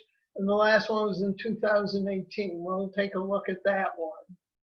Some of the reasons for batting out of turn is that the lineup card given to the home plate umpire is not the same as the one posted in the dugout. You wouldn't think that would happen, but it does. In the olden days, the lineup on the scoreboard might not be right because rather than having everything electronic like it is now, before the game they put up the numbers of the players, and sometimes there are last minute changes and they didn't get them. Players can get used to banging a certain order that gets changed, but they're not paying attention. They come up in the order they expect. There can be confusion after a double switch and something which I call a faux double switch, which really acts like a double switch, but the players don't pick up on it. We'll see an example of one of those later. We'll look at the current rule. I'll go through it in a fair amount of detail. It was adopted in 1957. Before that, the rule hadn't been well defined, but by 1957, the understanding was there. So they covered all the possibilities and made examples, some of which I'm not sure have ever happened. The prior versions, not so well worded, left a few loose ends, but standard practices are taking care of them. Okay, before each game, each team gives its line to the home plate umpire and a copy of the other team. Well, that's not going to work this way with COVID-19 and social distancing. So I asked the question, I thought they could just submit everything electronically this year. Well, that's not quite how it's going to work. MLB has given the teams an app. They use it to upload their lineup card to the umpires. The umpires print out lineup cards about 15 minutes before the game. They go out on the field, give a copy to each team, and ask them, have there been any changes? So it's still effectively the same thing. I'm going to use the term proper batter. That's what the rule claims for the one who should be batting. So therefore, an improper batter is the person who's batting out of turn, or is a boot, as we like to call it. It's a great acronym on it. The umpire and the official scorer are not going to point it out. In fact, the official scorer may not have the real lineup, so he or she certainly isn't going to point it out.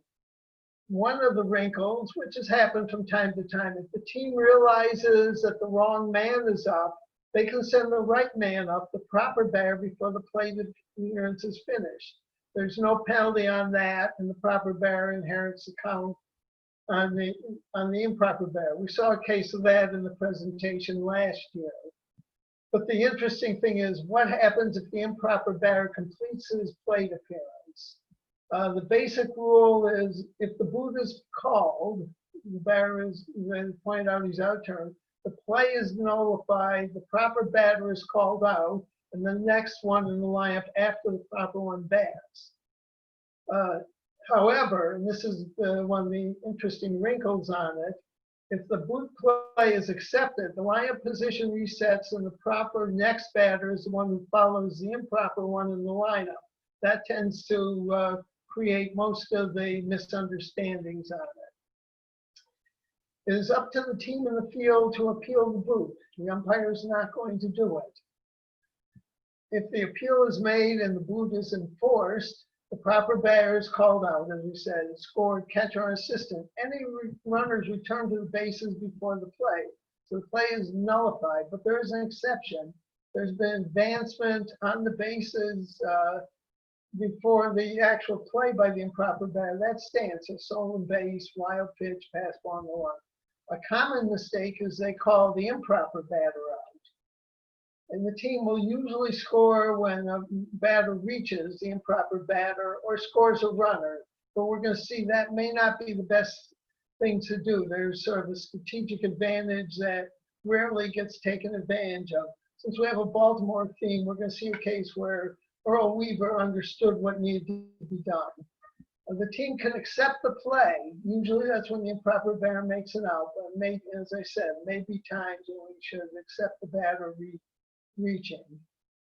And again, to emphasize, if the play is accepted, the proper next batter is the one who follows the improper one in the lineup. The possible confusion, who should bat next? In fact, the one following the improper batter may also be improper because they didn't pay attention to who is the next proper batter. As a result, some batters may be skipped, some may come up for a second time in the inning. A lot of strange things can happen. So if we look at the box score on one of those, we may have it doesn't look right. Some people may not have enough plate appearances. Some may have too many. Last year I got a question, was it possible for 2 home runs by the same hitter in the same inning due to a batting out of turn. I couldn't come up with the answer then, but I came up with a contrived example. Suppose the number 2 and 8 hitters in the official lineup switch improperly. That has actually happened. So the leadoff hitters, assuming it's the first inning, homers, he's okay. Number 8 hitter comes up next. He makes an out. So the team's not going to object to that. So the number 3 hitter comes up, not realizing that they're out of order, comes on, gets up, and the team on defense calls it, the boot's enforced. So the number 9 hitter is called up, the one who would follow the number 8 hitter in the official lineup. Number 1 hitter comes up again because he follows the number 9 hitter. It's a home run. Okay, looking at some of the cases when not to appeal, we have one in the most recent one. It's not the most dramatic one. I'll have another example that's a little more interesting next. The lineup card in the dugout was not the same as the official one. So the number 1 hitter, who happened to be Nimmo, is out, and the number 3 hitter comes up, that's Flores. This is the bottom of the first. He makes it out. So now the number 2 hitter, because they're out of order, comes up next, and he hits a double. So the Reds protest. The number 4 hitter, the one who should follow the number 3 hitter, Jay Bruce, is called out. He's the correct answer. That ends the inning, wipes up the double play. But if the Reds had just kept quiet, Bruce is going to come up next. So there's no risk to laying him hit, because the number 3 hitter is the proper batter because they accepted the number 2 hitter's play. I hope that makes sense to people. So if Bruce got on, then they could point out the boot. If Bruce makes an out, then they still have the batting out turn sort of in their pocket to use later, because most likely, since the lineup card in the dugout is wrong, Flores is going to come up the number 3 hitter in the number 2 spot. Here's a little more interesting example, contrived. And normally, if you're going to let the improper batter get on, it's going to be 2 outs. So here's an example. Let's say the pitcher is batting 9th. That's not really critical, just any weak hitter 9th. Let's say it's 2 outs in the second inning. So the first 5 batters are made out. There's nobody on. The number 6 hitters come up next. The number 7 hitter comes up in the number 6 spot and reaches base.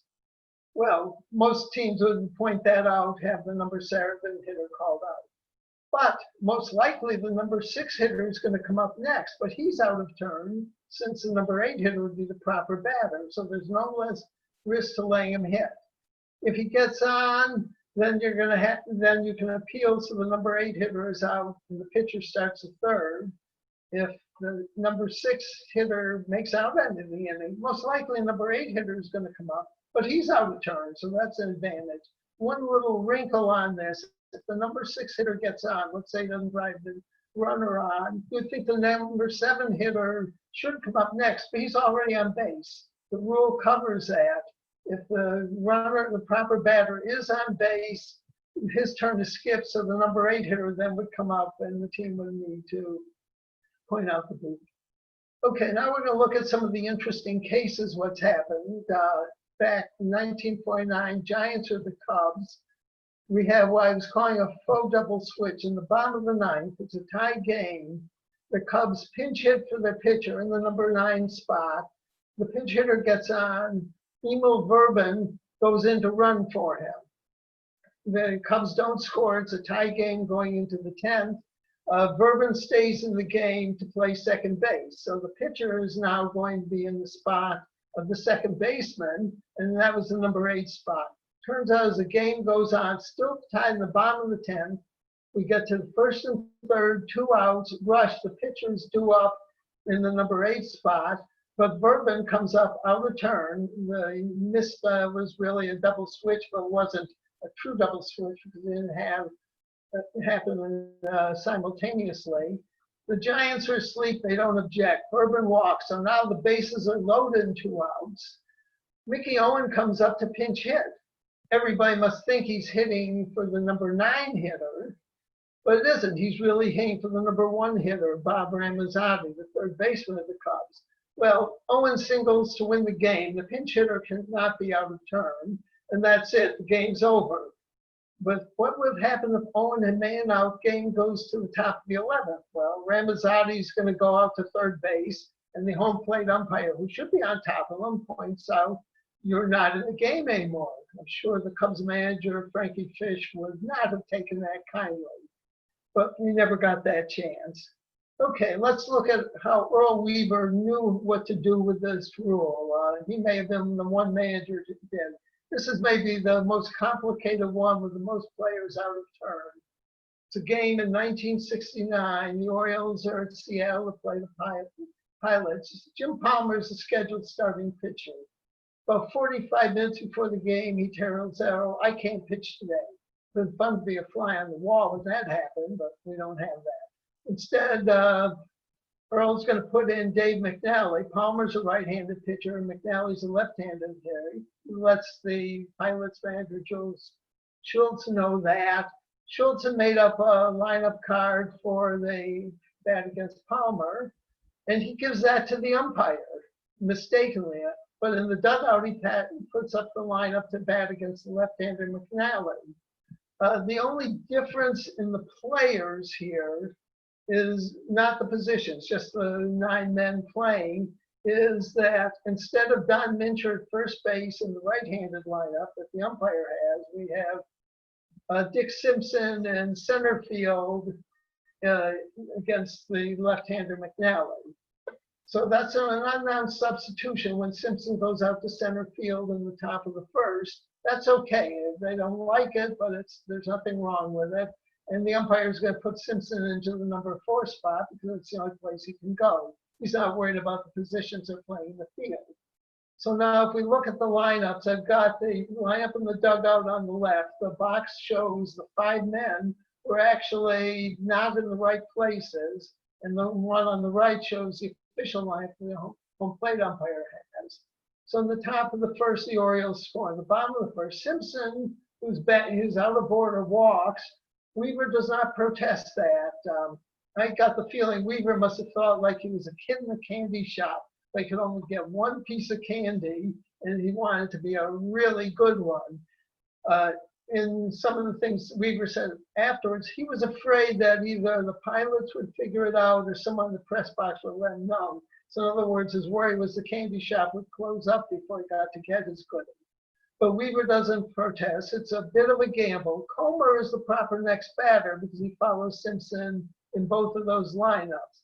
But Comer fans and then Davis, who would be an improper batter, grounds out. So that pays off. Orioles score 3 in the top of the second, so they're ahead 4-0. That might have influenced Earl's decision, but I sort of doubt it. So Gill and Hegan, looking on the left side, make it out. McNerney singles. Well, McNerney is improper batter because Davis follows Hegan in the official lineup. But Earl looks and says, Ray Euler is coming up. He's the epitome of a good field no-hit shortstop. I think he had 1 home run in the year before, playing for my beloved Tigers, and didn't even get to play in the World Series because he couldn't hit. That's another story. In his whole career, I don't think he slugged 300, as much as 300 in any year. But the gamble loses. Euler is the proper batter because he follows McNerney in both lineups, hits a home run. Marshall, also the proper batter, the pitcher walks, so he's picked off first. Orioles score 1 in the third, so now they're ahead 5-2. In the bottom of the third, Harper walks. He's a proper hitter. He steals second, and Earl doesn't say anything as the next 3 guys come up and make outs. It's almost the case in the first as what happens. If Simpson got an eye, I suspect he might have said something. Orioles scored 4 in the ninth, so now they're ahead 9-2. There's a new pitcher, Talbot. Bottom of the fourth, this plays out like the bottom of the second. Gill and Hegan are out. McNerney singles. Earl is not going to worry about it. Euler pops out.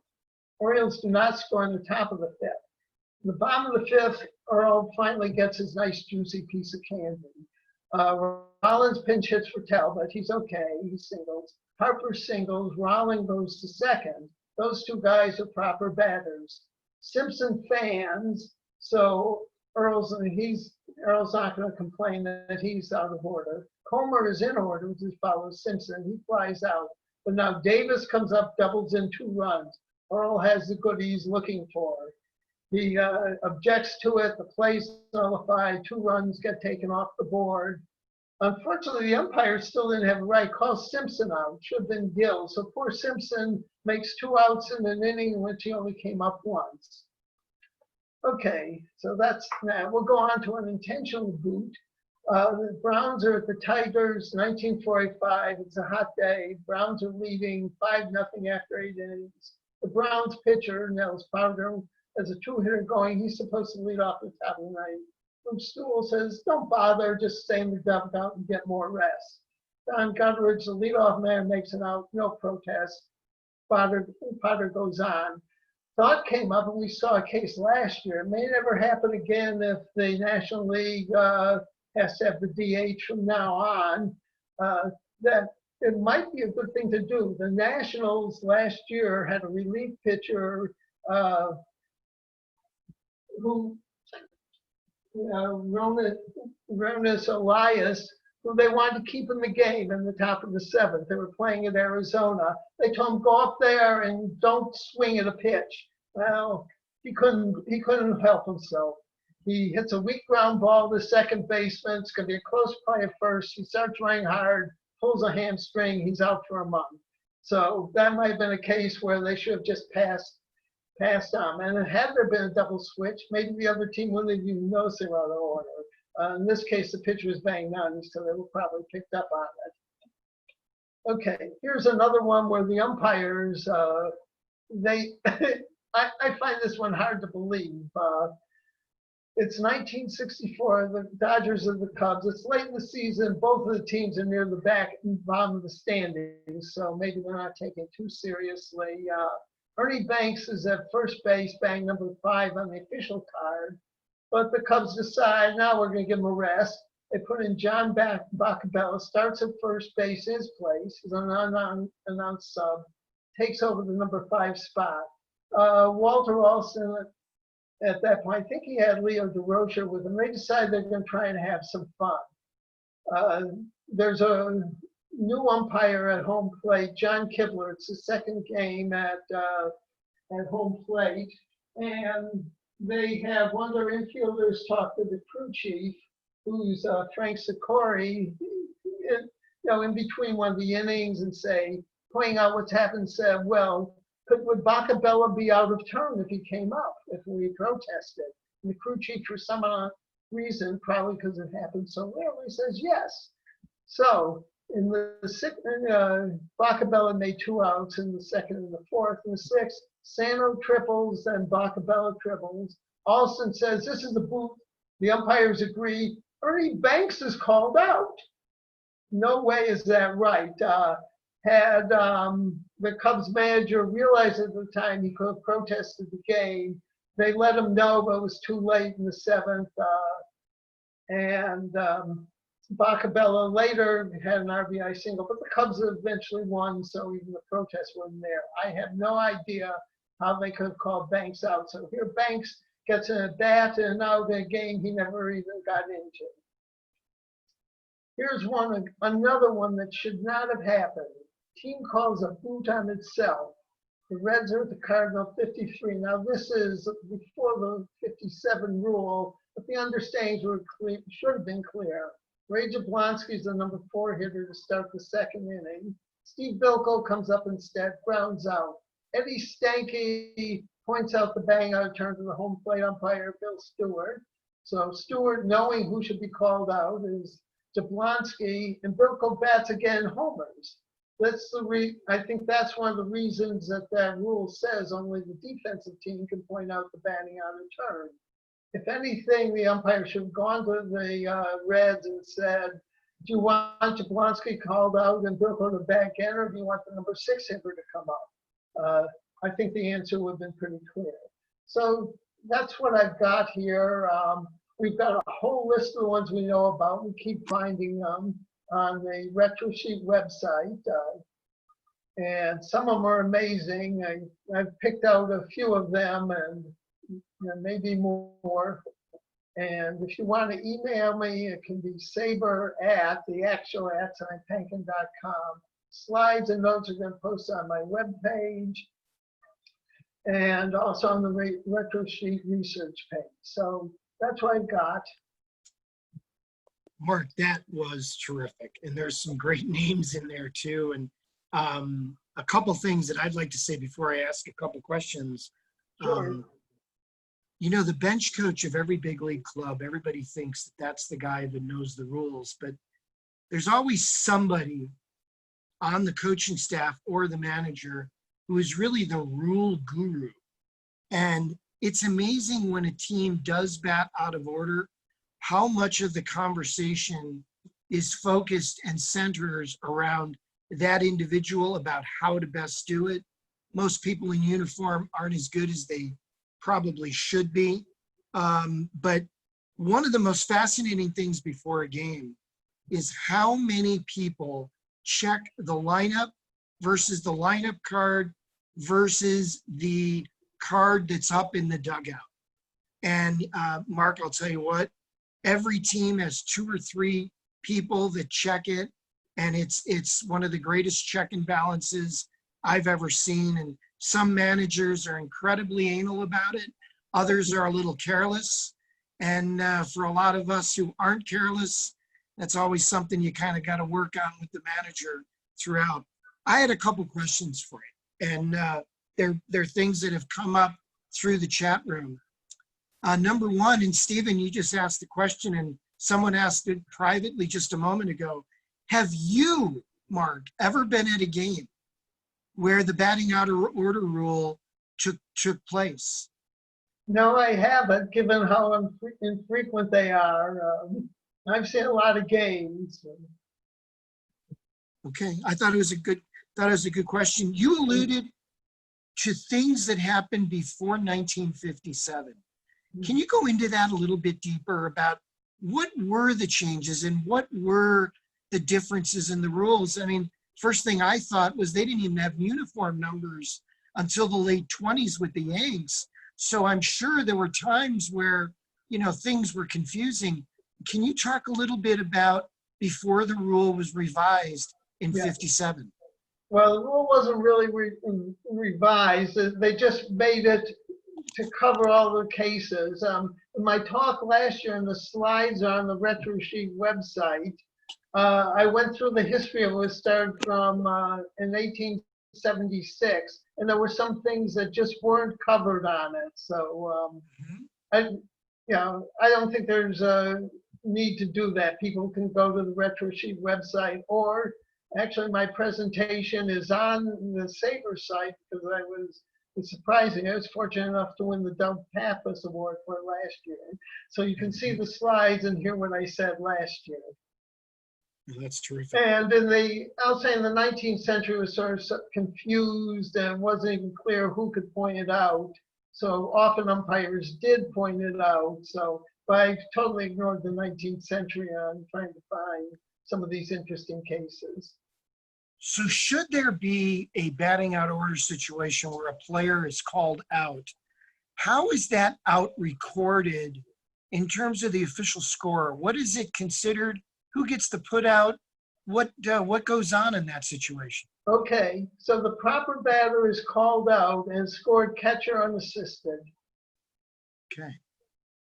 Wow. Okay, so I could see that being a confusing thing at a big league park because they just don't communicate to the fans in attendance very well.